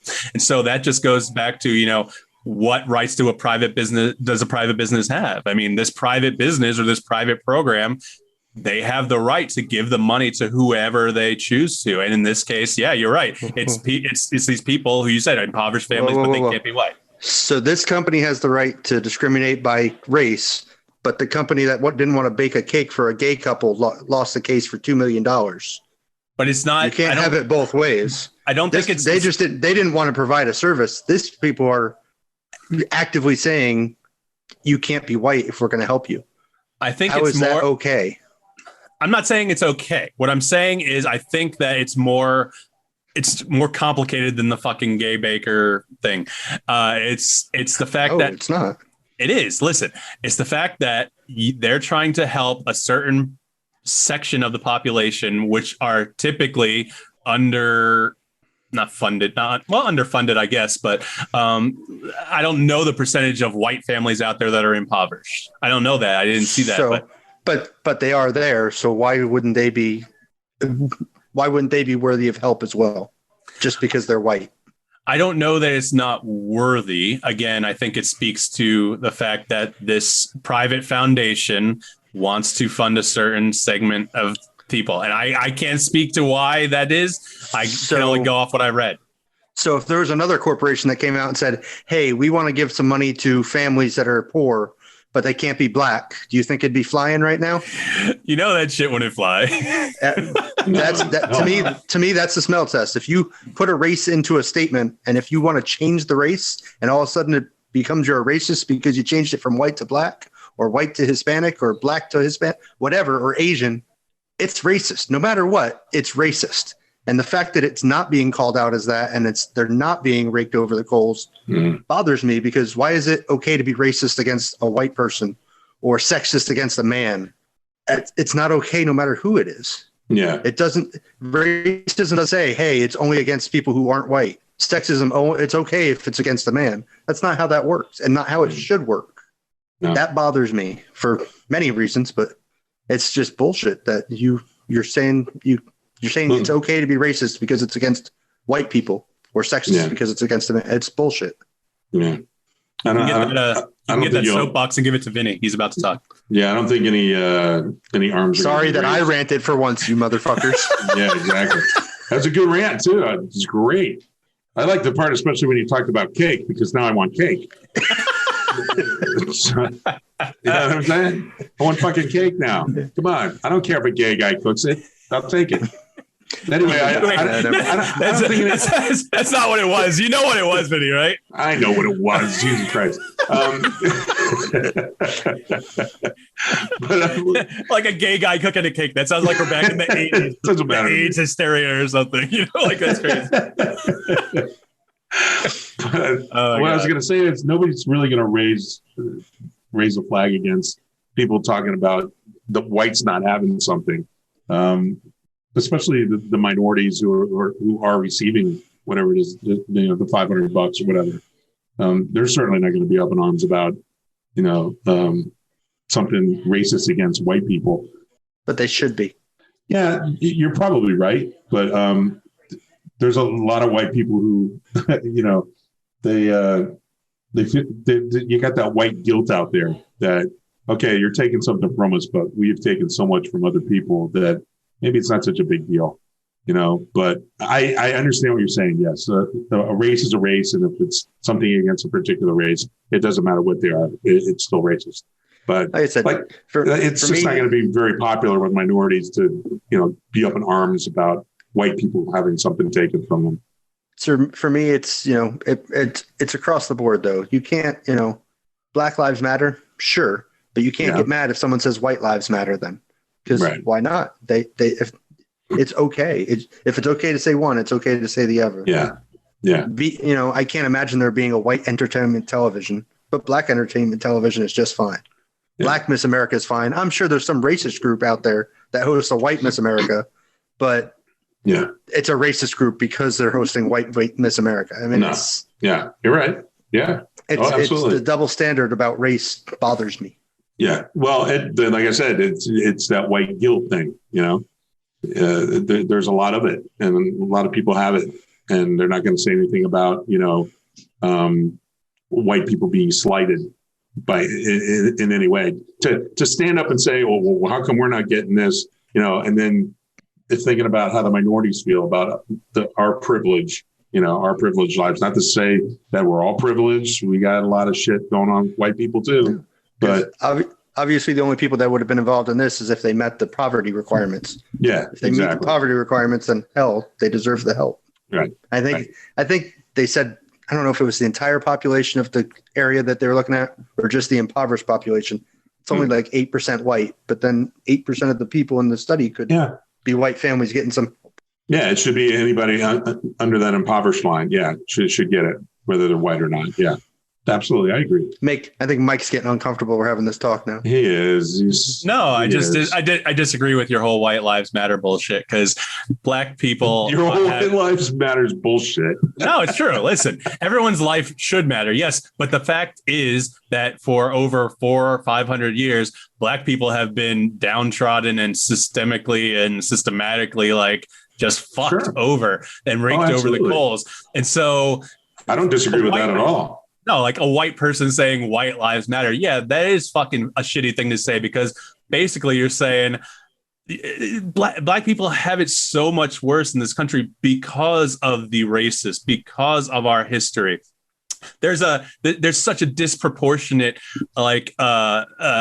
arrests or deaths, like obviously George Floyd, right? Sorry. Floyd, I forget his name. And then what's the other guy? Jacob Blake. I mean, there's so many, it's just so disproportionate.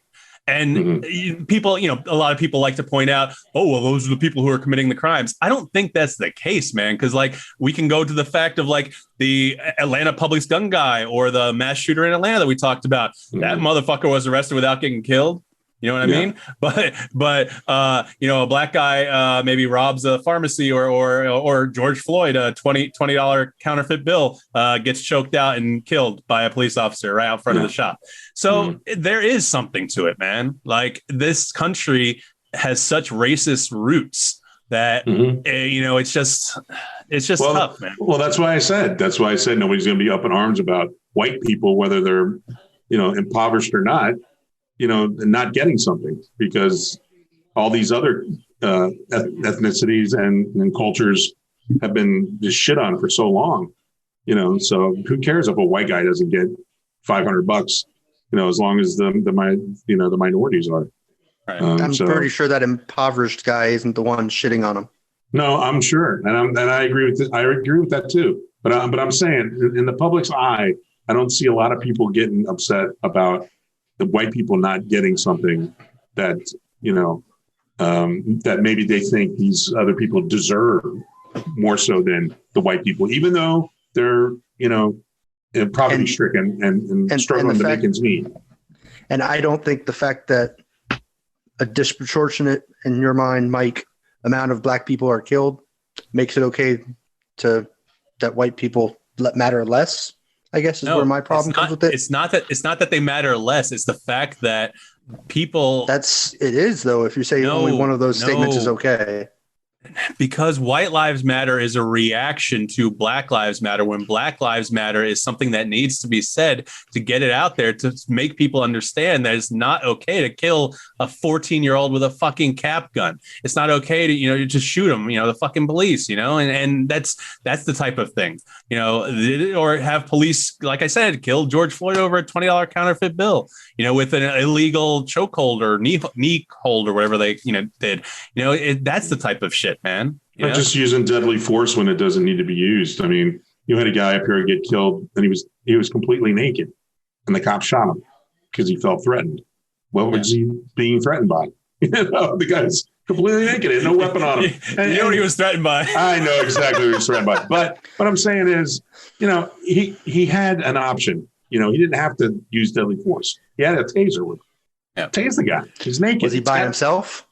I believe he was. Yeah. Because if the taser doesn't work and that guy's coming at you, now there's a gun in that fight, and now the guy's on top of you. Well, okay. So, if you it's not as clean. It's not as clean cut as, hey, you have an option. If the taser doesn't work and the guy keeps coming and takes your gun, now you're dead. If you're the only one there, you got no backup. Yeah, but you have time. If you take out your taser and he's at a safe enough distance and you hit him and he doesn't go down, you got enough time to grab your gun. I mean, if you really think you have to. If a person's within like 21 feet of you, they can get to you before you can get your gun out. He was basically just standing. I mean, he wasn't coming at him really. He was just kind of. I believe that's the statistic, is within 21 feet of you, and they can get to you before you can get your gun out. So how close are you going to let them get before you have to make that decision? Yeah, it's hopefully at least 22 feet. 22 feet. Yeah. Well, but I don't know what the effective range of a taser. I don't know if it's 45 feet or 50 feet. Yeah, I don't know how far out you can shoot them. There's a lot of backseat quarterback or Monday morning quarterback in some of these decisions, but you're not in that what could be a life and death situation for that officer. I'm not. Yeah. I don't know. George Floyd, there's 4 officers there. Don't know what the hell happened. They were thinking, leaving him on the ground. The people on the sidewalk didn't help, which is what the defense is saying, because, hey, they just added to the, instead of being able to get him up and put him in the car, now they're worried about the crowd reaction. Didn't help at all. But at the same time, hey, sit there and video it. But the interactions were not helping, but he didn't need to be on the ground for 9 minutes. But yeah. All right. So we're such a serious show today. We're going to take a little break. That's okay. Sometimes we need to be serious. I still want cake, though. You can have some gay cake later. Oh, come on. Mike's got some ice cream cake on the counter still. Yeah. You can lick it right up, Vinnie. Yeah, bring a straw and snort it. Jeremy got like all weird at that. He's like, ooh. All right, we're going to take another quick break. You're listening to The Usual Saints. We'll be right back. I'm waiting before I hit stop this time, but no one said anything funny. So ice cream cake. You just did. That's great. Thanks. Cake.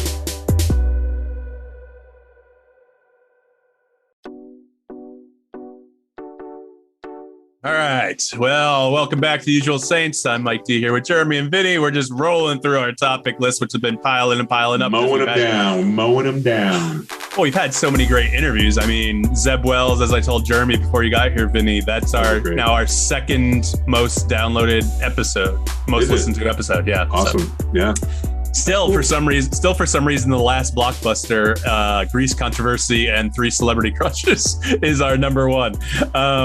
I don't know why. I have to imagine it's because it says the last blockbuster, and then that happened to come out on Netflix that same week or the next week. Yeah, yeah, exactly. I saw that. Sure. That's the only thing I can imagine. But Zeb, you're welcome. That was your topic.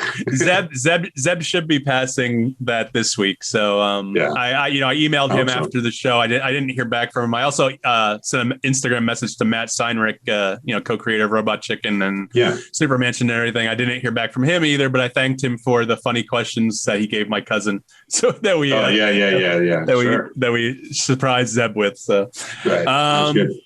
All right, so let's do a few more topics. So I put Kate Plays Christine on there because I watched that. I want to talk to you guys about it. Do you guys know who Christine Chubbuck is or was? Nope. No. Okay. So she was the first person she was a reporter over in Sarasota.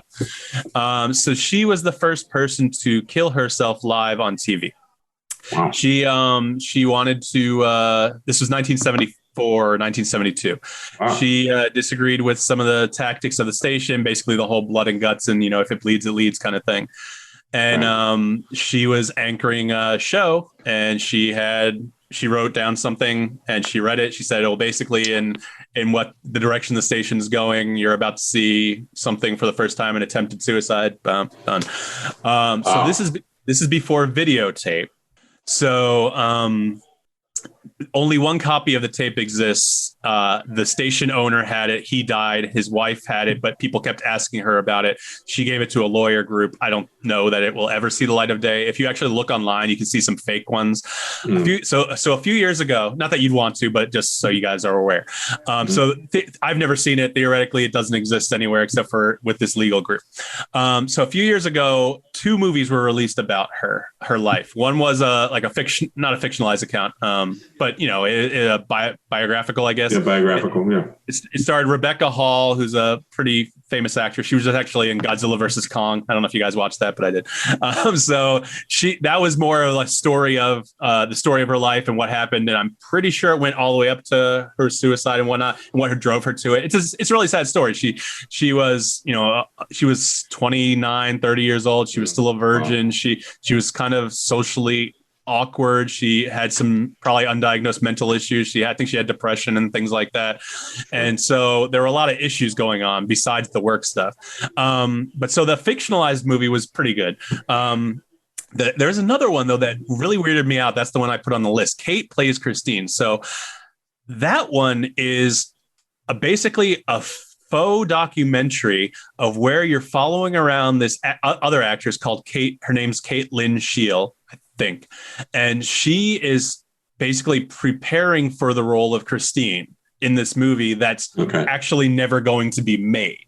You know what I mean? Right. And so at the end of the documentary, not to spoil, I guess it's not a real documentary, but not to spoil it for you guys, but spoiler alert for any listeners, skip forward 15 seconds or whatever.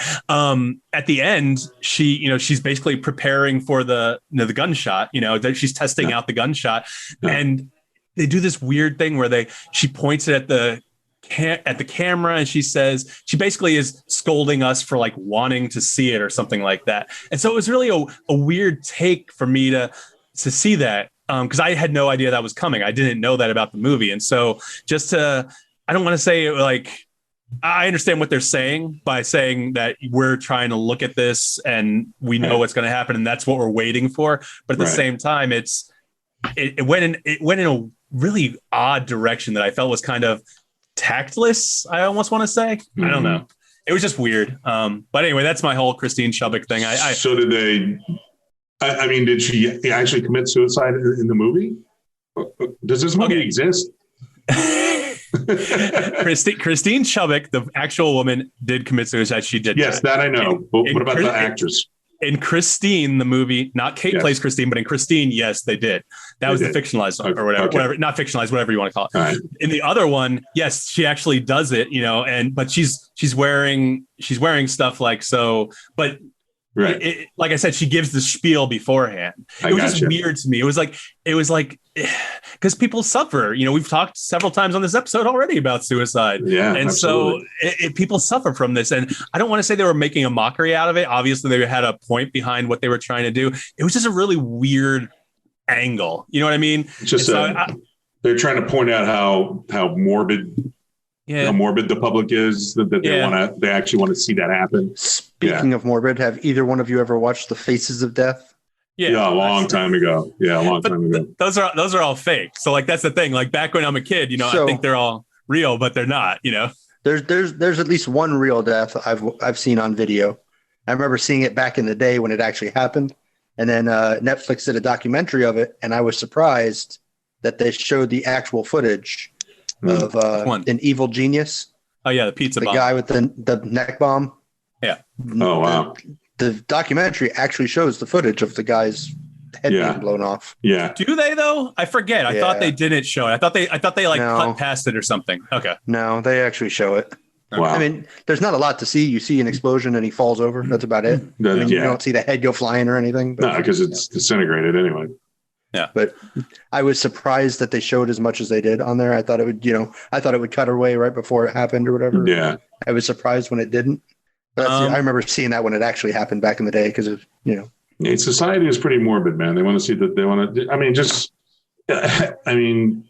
Even at the lowest level of morbidity, if that's even a word, you can tell when there's an accident on the side of the road, and all the rubbernecking causes this huge traffic jam. I mean, people are looking to see, what they can see. Looking to see if they can see somebody dead or, see a body or see blood, and everybody thinks that when they drive by. I mean, I do. I mean, I think, oh shit, when they drive by the same, we're going to see, bodies hanging out or all this kind of shit. And that's what the rubbernecking comes into. And, people, I don't know, people like seeing that shit. It doesn't surprise me, that movies like that, what you just talked about, Jeremy, with the head blowing off and stuff, that people want to see that, So George Carlin has a whole routine on what you just talked about, the rubbernecking thing. He's like, oh shit, maybe we'll get to see something. Exactly. Drives me nuts, man, because rubbernecking is ridiculous. Because I was driving home from work the other day, and there's not a lot of traffic when I drive home. It takes me 10 minutes to get home. I'm on the highway for maybe 4 of it. But there was a traffic jam as I'm trying to get on the highway, and there were you could see lights ahead. So I knew something had happened, maybe an accident or whatever, and it was backed up. It took me about 15 minutes to get up to what it was. And all it was a cop on the side of the road with his lights on. There was nothing there. There was not a car pulled over, nothing. Just a cop sitting there with his lights on for some godforsaken reason. Maybe he was covering a hole in the emergency lane or something. I don't know. But for 20 fucking minutes, it's like I get so pissed at people that are just stopping because a cop is on the side of the road. I mean, it's ridiculous. Oh, that's what people do. Yeah. So the morbid thing. Have you guys? Because I myself have seen things that I guess I do want to say that I wish I hadn't seen, but the morbid curiosity takes over. There was a not a congressman, like a comptroller or something in Pennsylvania back in, I think, the 80s, late 80s. Yeah, he killed himself on camera. Yeah. R. Bud Dwyer. Yes. So, yes. Yeah. So I've seen that. I don't know if you guys have seen that. Okay. I've seen it. Yeah. It's surreal to see, it happen, because it doesn't, I don't know if your mind doesn't want to think it's real, or it just looks fake, based off what we've seen in movies. Well, you definitely have a different reaction when you know it's real, as opposed to something in a movie or something. I mean, you can usually tell if it's fake anyway, but I mean that when it's real and that guy's actually going to do it, leading up to it, I had butterflies, and I was like, oh shit, what's this going to look like? But yeah. I couldn't do that. All the beheading videos that people would watch, I couldn't do that. That's no. Yeah, I only watched one of those, and I didn't. As soon as it started happening, I turned away and got it off. But yeah, that was horrible, man. All right. Well, we're just a bunch of downers today. Let's bring it up a little bit with Young Frankenstein. You guys have seen Young Frankenstein, right? Many times. Fucking Jeremy, like you say you love comedy. You've never seen Young Frankenstein? It's not scary. So. I don't think so. I don't know. Anyway, so I watched it with Sophie, and surprisingly, you can't buy that digitally anywhere. So I had to find it on Stars, which is the only place you can watch it. So I watched it with my parents and Sophie, and it's rated PG back in the day in 1974 or whenever it came out. Right. This goes back to the whole, movies that are awkward to watch thing. There's so many, I knew there were a few innuendos in there, but there's so many innuendos in there. Yeah, there's a lot. There's a lot of innuendos. So, I mean, it's just awkward. It's just funny. Because I watched that when I was a teenager all the time, and I laughed my ass off. And so I haven't seen it in probably 10 years, and I watched it again. And I'm like, oh shit! Yeah, it's not just Kyle Blucher. Yeah. Well, especially if you're sitting with your family, you forget what actually happened, and then when it starts happening, you're like, oh shit. I forgot about this part.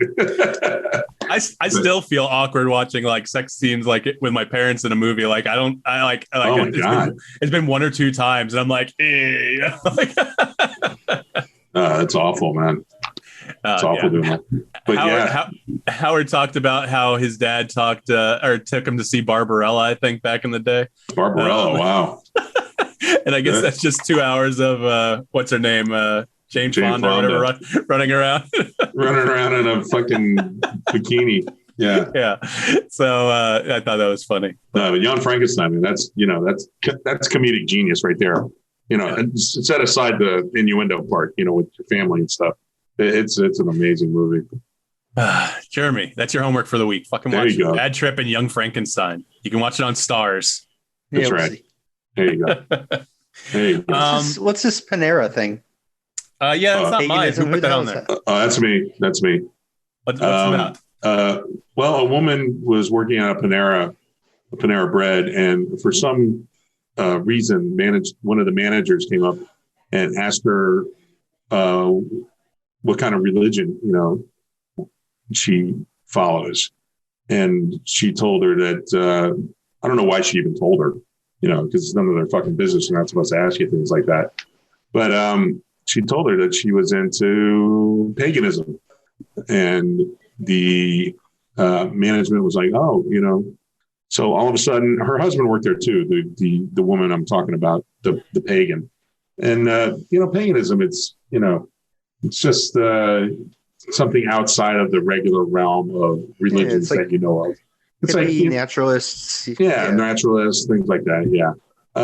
So it's not like they're cutting chickens' heads off or whatever. But all of a sudden, the lady noticed that her schedule was getting cut back. She was only being worked a few days a week. And she went to management and said, why are my hours being cut back? And they told her, until you start, praising God and all this stuff and become a Christian, that's what your hours are going to be. So she's like, no. So she called the main office, HR, and was trying to file a complaint. And every time she called, they wouldn't take her call. So management was calling upper management and told her about this woman. And they were harassing her at work. They were cutting back her hours, and she couldn't make a complaint. So they ended up finally firing her and her husband. And now she's bringing up a lawsuit against them. So, I mean, that's where it's at right now. She's filed a lawsuit. And I just thought, well, what the hell? I mean, how can a company get away with doing something like this to somebody? Which I don't think they're gonna, because I think they get their asses chewed off. Panera's going to throw them under hopefully it's a franchisee, because they're going to throw their asses under the bus so quick it's not even going to be funny. Yeah. So, exactly. No shit. Absolutely, man. So you dumbass. Yeah. You want more hours? Why don't you pray to Satan? Yeah, exactly. So my thing was, is religion, I don't know how you guys feel about what's happened to those people. I don't know how, I know, Mike, you're not very religious. I know you're an atheist or whatever the hell you are. I think probably agnostic, I think. No, I don't Catholic. No. Yeah. Like I said, Carlin's famous line, Catholic till I reach the age of reason. Reason, right. No, that's not a good thing. And I hope they get a bunch of money from Panera or those, if it is a franchisee, from them. Fuck those people, Exactly. I don't believe in religions or whatnot, but I mean, that shouldn't have any bearing on your status at your job. Especially at fucking Panera. Exactly. You're gonna cut my hours because whether or not your definition of paganism involves Satan or just goats and nature and all that kind of shit, like you say. Right. It's not Satanism, it's paganism. Different. I get it. But you sure it wasn't Hobby Lobby? Or Chick-fil-A. Oh, come on, man! Don't mess with God's chicken. I'm not getting off the Satan topic, but I sent my daughter and wife a link the other day from a 2 or 3 year old article about why we shouldn't eat at Chick-fil-A, but it's just so damn good. And I'm so sorry. But my daughter's not going to stop eating there. So my wife probably doesn't care, but my daughter's not going to. She sends me there almost every day. So I can't, what am I going to do? I'm almost the elite level of their club at this point. I was, and then they changed the levels. It was bullshit. I was red. Now I'm almost there. I think I almost got there today with the kids. That's funny shit. So, no, I mean, religion should have no place in a business. Whole thing, separation church and state, plus separation church and your fucking work life. Fuck that. You can't hold that against anyone. I don't think we really need to talk about Crime Scene Vanishing at the Cecil Hotel. I will recommend it. It's a good documentary series. It's done by the guy who did Paradise Lost, the story of the West Memphis 3. Joe Berlinger. It's about the woman. You guys probably know the story. She was in Los Angeles. She was a Canadian, but she was I think her parents were Asian or something like that. So she's obviously Asian as well, but she's a Canadian. She goes to Los Angeles for a visit, for a vacation. She's in her 20s or something like that. She's, a frequent social media poster. There's video of her in an elevator, acting kind of weird, really weird. And it's just her in the elevator. And then all of a sudden she disappears from view, and they found her body in the water tank on the roof.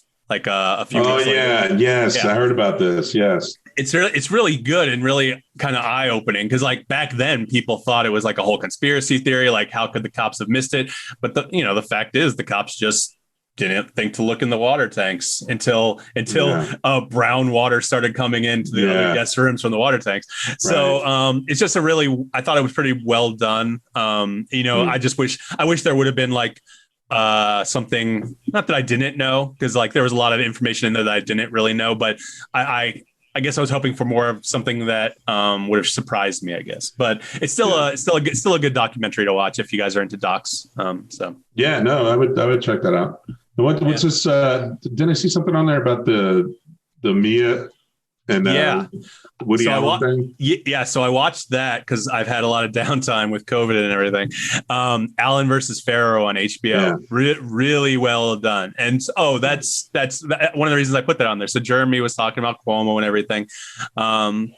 It's not the same thing, but you gotta. We can touch on that too, Jeremy. I think you shook your head. No. But like I said, I didn't know anything about this. Vinny, you're a little older than us. Do you follow the news of Woody Allen's alleged molestation in the early 90s, when it was happening? When it first started happening, I heard a little bit about it. I didn't listen to it much because I really didn't give a shit. But then when he started, with Soon Yi, falling in love with her and all that stuff, that was a big thing. So I was, adherent to that. But the thing about Dylan, I didn't know about that part. Just a little bit, not in any great detail. Like I said, I didn't pay much attention to it when it happened or when it came out that there, allegations came out. But yeah, I just watched the trailer of what you put up there, and yeah, it looks pretty intriguing. I mean, you've seen it, right? Have you already seen the I saw all four. It's really well done. Like I didn't even know who Dylan was. I didn't know that Ronan was Mia Farrow and Woody Allen's biological child, and his real name's Satchel. It's like all this information. Yeah, like right. I like learning new things. So yeah, sure. Well, I didn't know she had 14 kids. I had no idea. I didn't know there were that many. Yeah. Yeah, it's a complicated story, but I mean, there's just the facts that came out, and me doing what my job is. I don't know if you guys are aware, but when you interview someone in a forensic style, whether you're law enforcement or something else, you only get so many shots at it, especially with kids. Okay, right, so sure. Especially with like a sexual allegation. Oh, absolutely. And they say you get 2 bites at the apple, basically. Yeah. That's pretty much the thing. So these people at this prestigious Yale, program that interviewed Dylan, they interviewed her like 9 times, and they started saying that her story changed. Yeah, you interview. I think she was 7 or 6 at the time. Kid. It's going to change. That's why you only get so many. So then there were allegations that Mia was feeding it to her. That was telling her what to say. Is it that? Yeah. They show the videos in the show. Like they show the videos that Mia recorded of her, her kind of coaching her through. Right.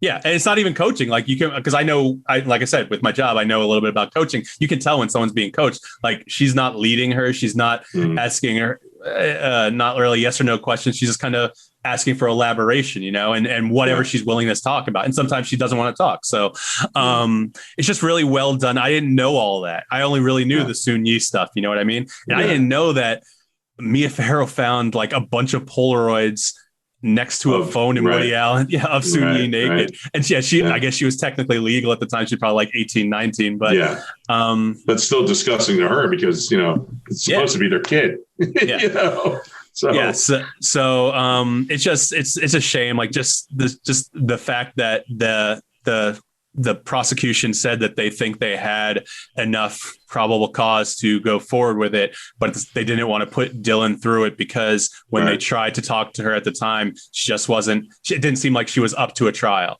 And so now Dylan looks at that and she's like, I kind of wish they would have, but I understand why they didn't. You know what I mean? Yeah. So I think it was intriguing the way Woody Allen, had the power to have the part of the investigation just shut down because of who he was, coming from what was it, a senator or something, or a governor, put the kibosh on it, said, I forget exactly the end of this investigation. Yeah, I mean, there was a few people that kind of upper echelon, and they had private detectives following Mia and the kids around and things like that. Go ahead, Jeremy. Yeah. Kind of in the entertainment field, that's not unheard of. I mean, the whole Me Too thing. I mean, I remember before all that came about, what is it, Polanski? There was a whole Roman movement Polanski, in Hollywood to, what he did wasn't that bad. Yeah, right. He should be allowed back in the country. That's not a big deal. I mean, what the hell do you mean? And, if Joe Schmo down the street did that, their ass is going to jail. Oh, well, hell yes. What the fuck? Yeah. I don't get that at all. And that seems to be, it seems to be accepted in the entertainment industry. At least it was. And I just don't understand it. I mean, I feel like, and they point this out in the documentary, people tend to try to separate art from the person. And so especially with like a film director, you want to, I've actually never seen that's not true. I thought I'd never seen a Woody Allen movie. I watched Match Point. It actually was really well done. Yeah. But it's totally different than any of his other movies. I like his movies. I like him as a director. But yeah, I know it's trying to separate the man from the director from the man and the things that he did in his private life. I used to be able to do that and just say, well, I don't care about his personal life, but when he does things like this and children are involved, it's very hard to make that separation. You know what I mean? Yeah. I'm not going to say I'm not going to watch another Woody Allen movie, but it does taint the way I thought about him before. Right. So. So that's it. Jeremy, you got anything else on that? Nope. All right. We Scam have a lot of emails. fun topics. No, I know. Yeah, we got a lot of good fun topics stuff. here. A lot of funny stuff, man. Scam emails I put on there because do you guys check your spam folder? I constantly check my No. spam folder because I'm always I just deleted. well, I have things that actually go in there sometimes, so I have to take them out. And Okay. I never delete any of my emails. So Fleshlight ads. Oh, that's let me write that another down. that's another thing I want to talk about. But Well, I got to check my spam more often than the Fleshlights. No. In there. so I get an email saying basically that I think it said, "Hey, Michael," or something like that. It's kind of like it's threatening me. It's saying, "Hey, we have a list of the pornography you watch, and we're going to release it to all your friends and whatnot if you don't send us this amount of Bitcoin by a certain time." Fuck off. Go ahead. Go ahead. Yeah, so I look at that. I'm like, "Oh, that's funny." I'm like, do I take this seriously? And I'm like, they have my name, but I'm like, No. no, I don't give a shit. No way. Are they going to include links to make this easier to go view? Or Yeah, exactly. I mean, is it just going to be a listing or? Listen, if you guys are Hey, basically My you friends guys are already friends. watched. My friends already watched the porn I watch, so they don't need a list. Go ahead, call them up. Who gives a shit? Now I want to go check my spam folder, see what they've sent me. Yeah, exactly. It's just funny. Like I see these things come through, and I'm like, I feel bad because people just like when people get an email from a Nigerian prince promising money, like people fall for this shit, and listen, that's a scary thing. That's basically being blackmailed, and you don't know if it's not true. And listen, all of us look at porn, and Sure. I know what you're talking about. So that's why I wouldn't feel threatened by something like that. I would never feel threatened about something like that. Porn? What is porn? Yeah. Well, back a few years ago when the whole Ashley Madison crack happened, that was messy.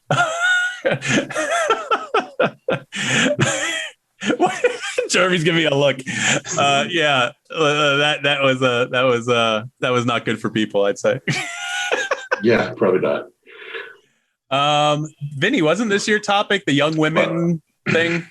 Young women who are jealous of other young women their age for getting married or because they're in a non-committal relationship. What's that? Let's see. Do you have an experience where this happened? Yeah, I do. Let's see. A friend of mine who had a friend that was getting married, a girlfriend who was getting married. They were having a little bit of a like a bachelorette thing, a gathering of all the girls, all her friends and stuff like that. And they happened to work together, all these girls.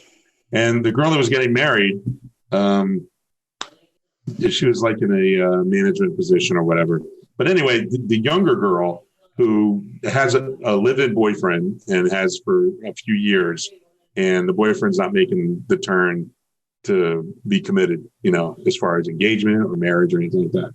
So the girl who is getting married during the party, the girl who is not getting married was making fun of the girl, making jokes, making snide remarks, just showing her jealousy about her getting married.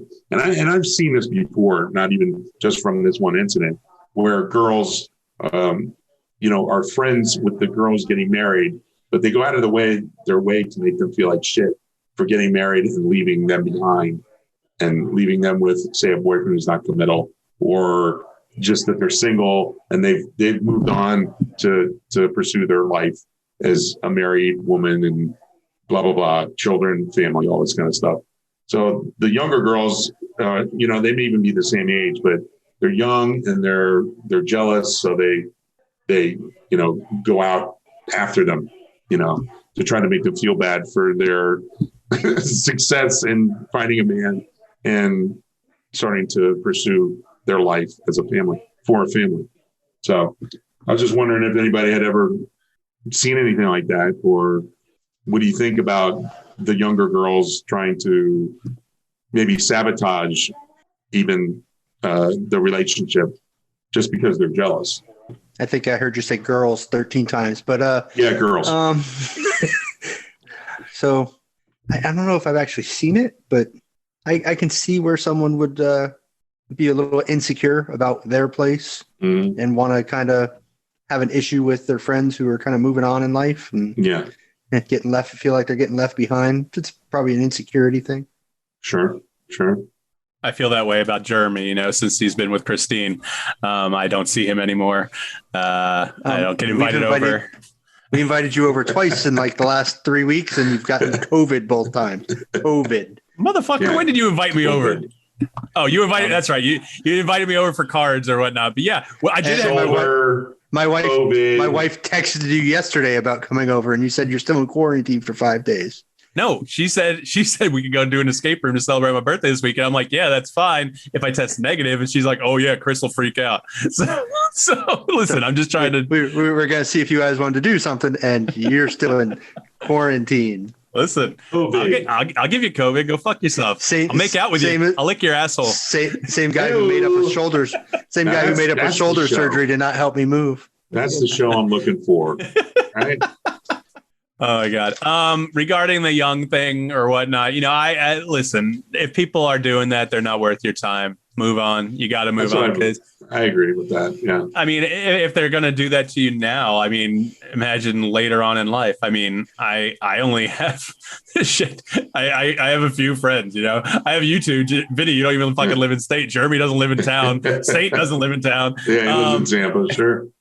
So I mean, I have a few friends here in town, but even the one buddy before COVID that I could go hang out with, COVID's totally changed that. It's totally changed who I can go hang out with and whatnot. So listen, if someone can't accept what you're doing or what your decisions are, then then they're not supportive of you. Then they're not good for you because You're only going to live once, so make it the best of it that you can. So yeah, absolutely. Yeah, but it's going to be uncomfortable for them because they work together too. So that's going to suck. So my wife and I had a conversation while we were on. This is off topic, of course. While we were on vacation a couple weeks ago, I just sent you guys a picture. Stay on target.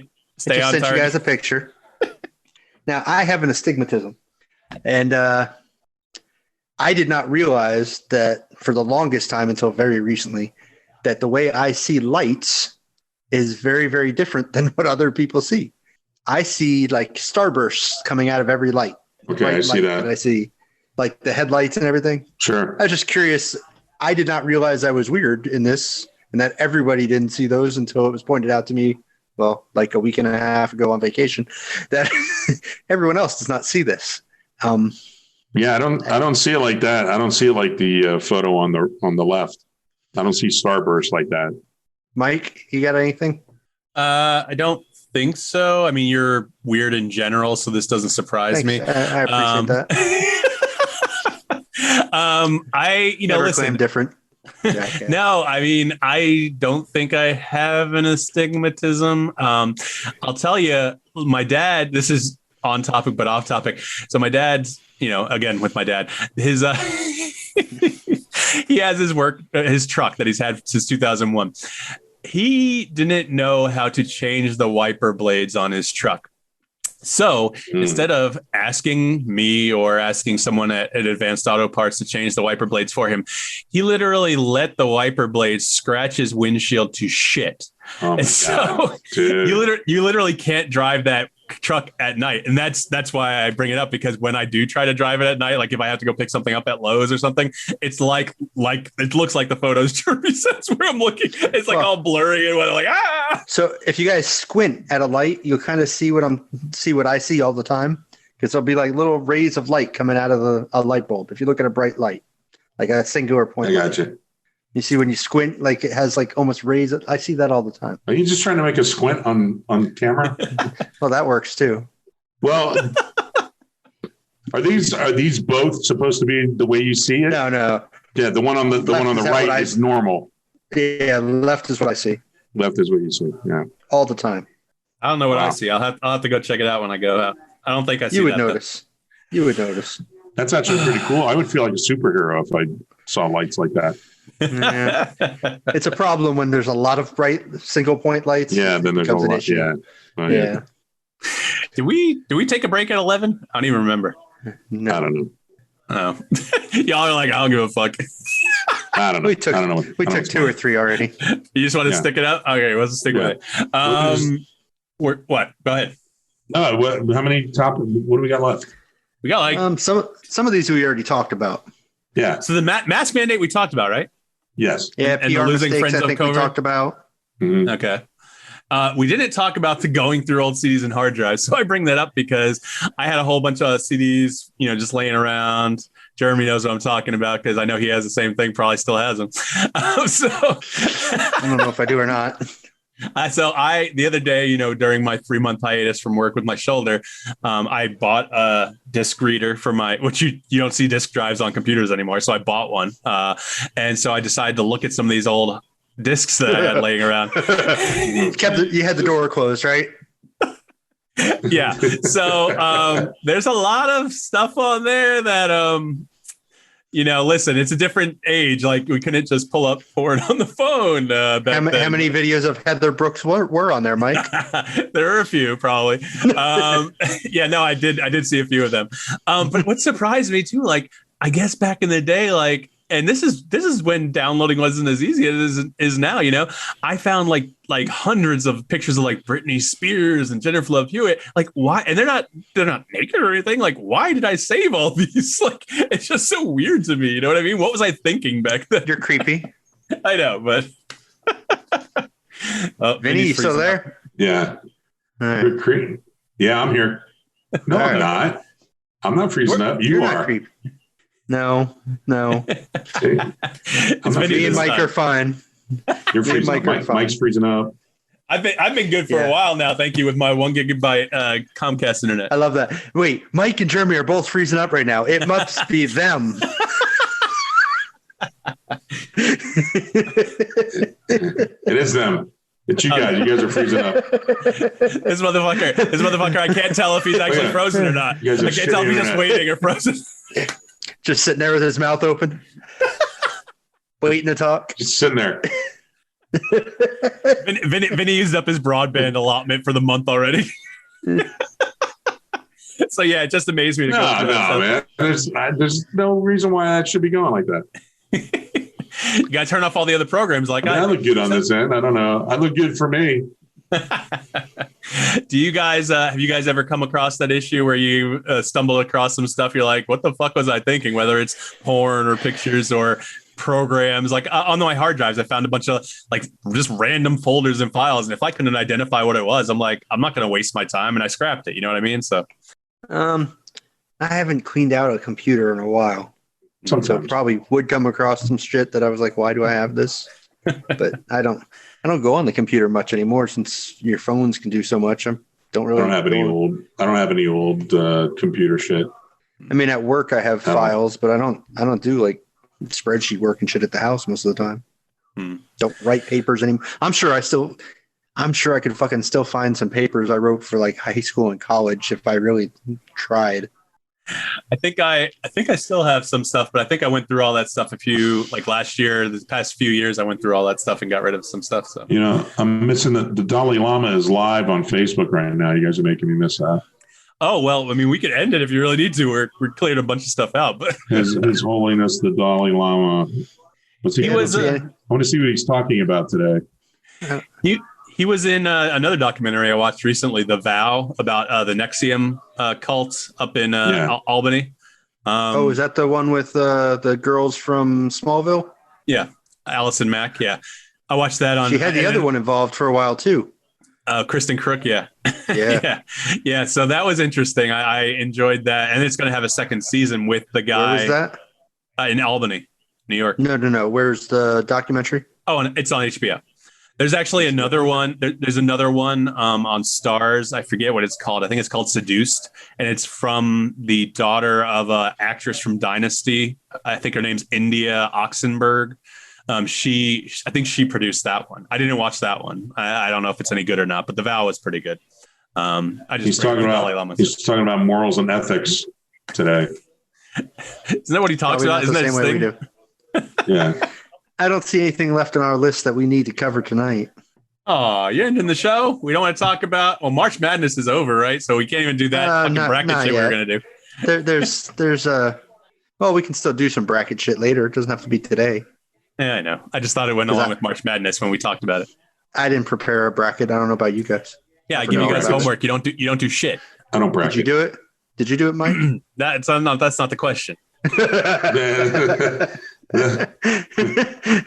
That's some funny shit. What a massive deflector. Vinny, what do you think about this Publix guy in Atlanta who fucking brought like ARs and pistols and was loading them up in the fucking bathroom stall?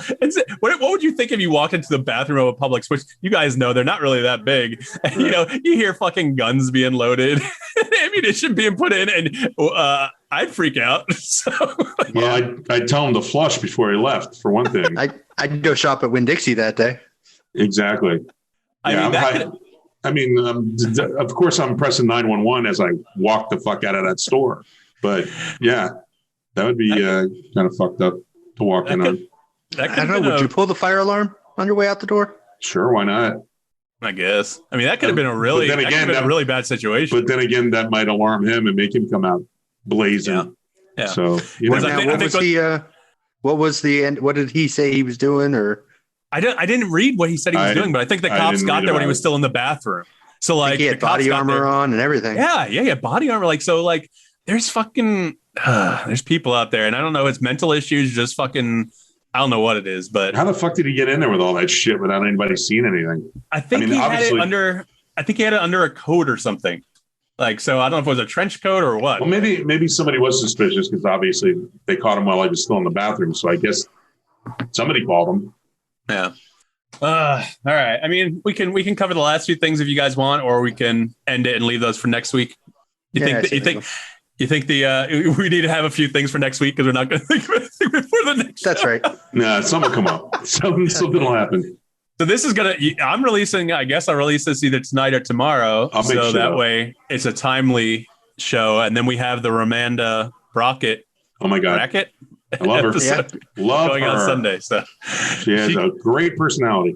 She emailed me the other day asking about the link.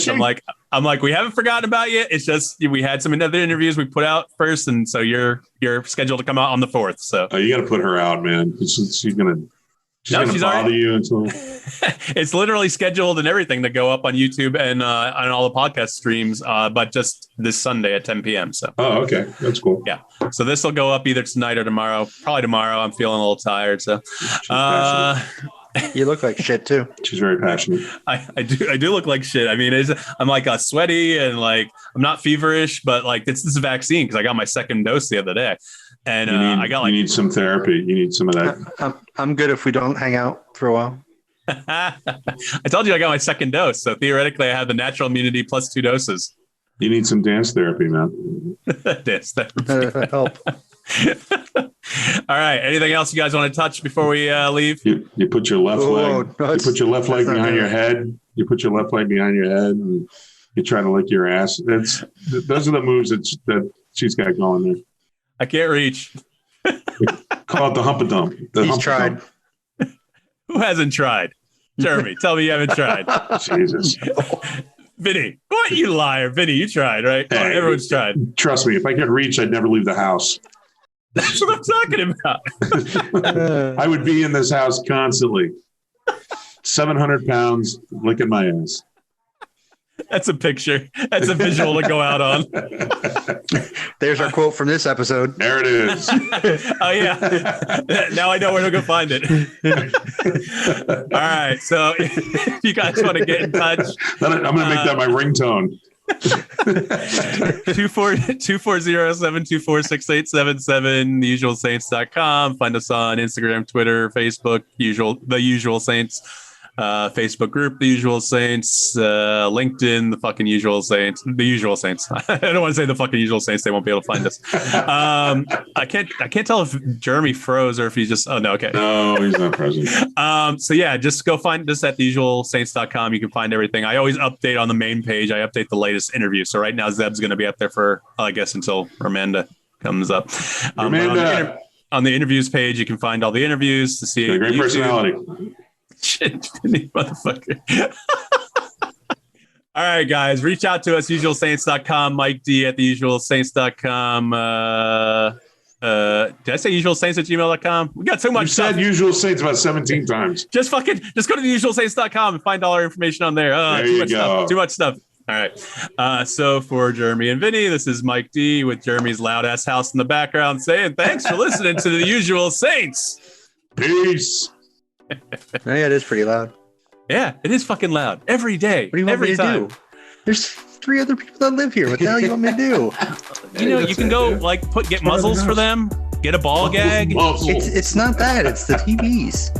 I don't know. They're Man. actually fairly. The people aren't making a lot of noise. Well, they were. You could probably get your wife one of these noise canceling headphones. Oh, what did I do? I made a noise. Christ. All right. Well, that was 2.5 hours of our life gone. Was it 2.5 hours? Holy shit. Yeah. All right. Well.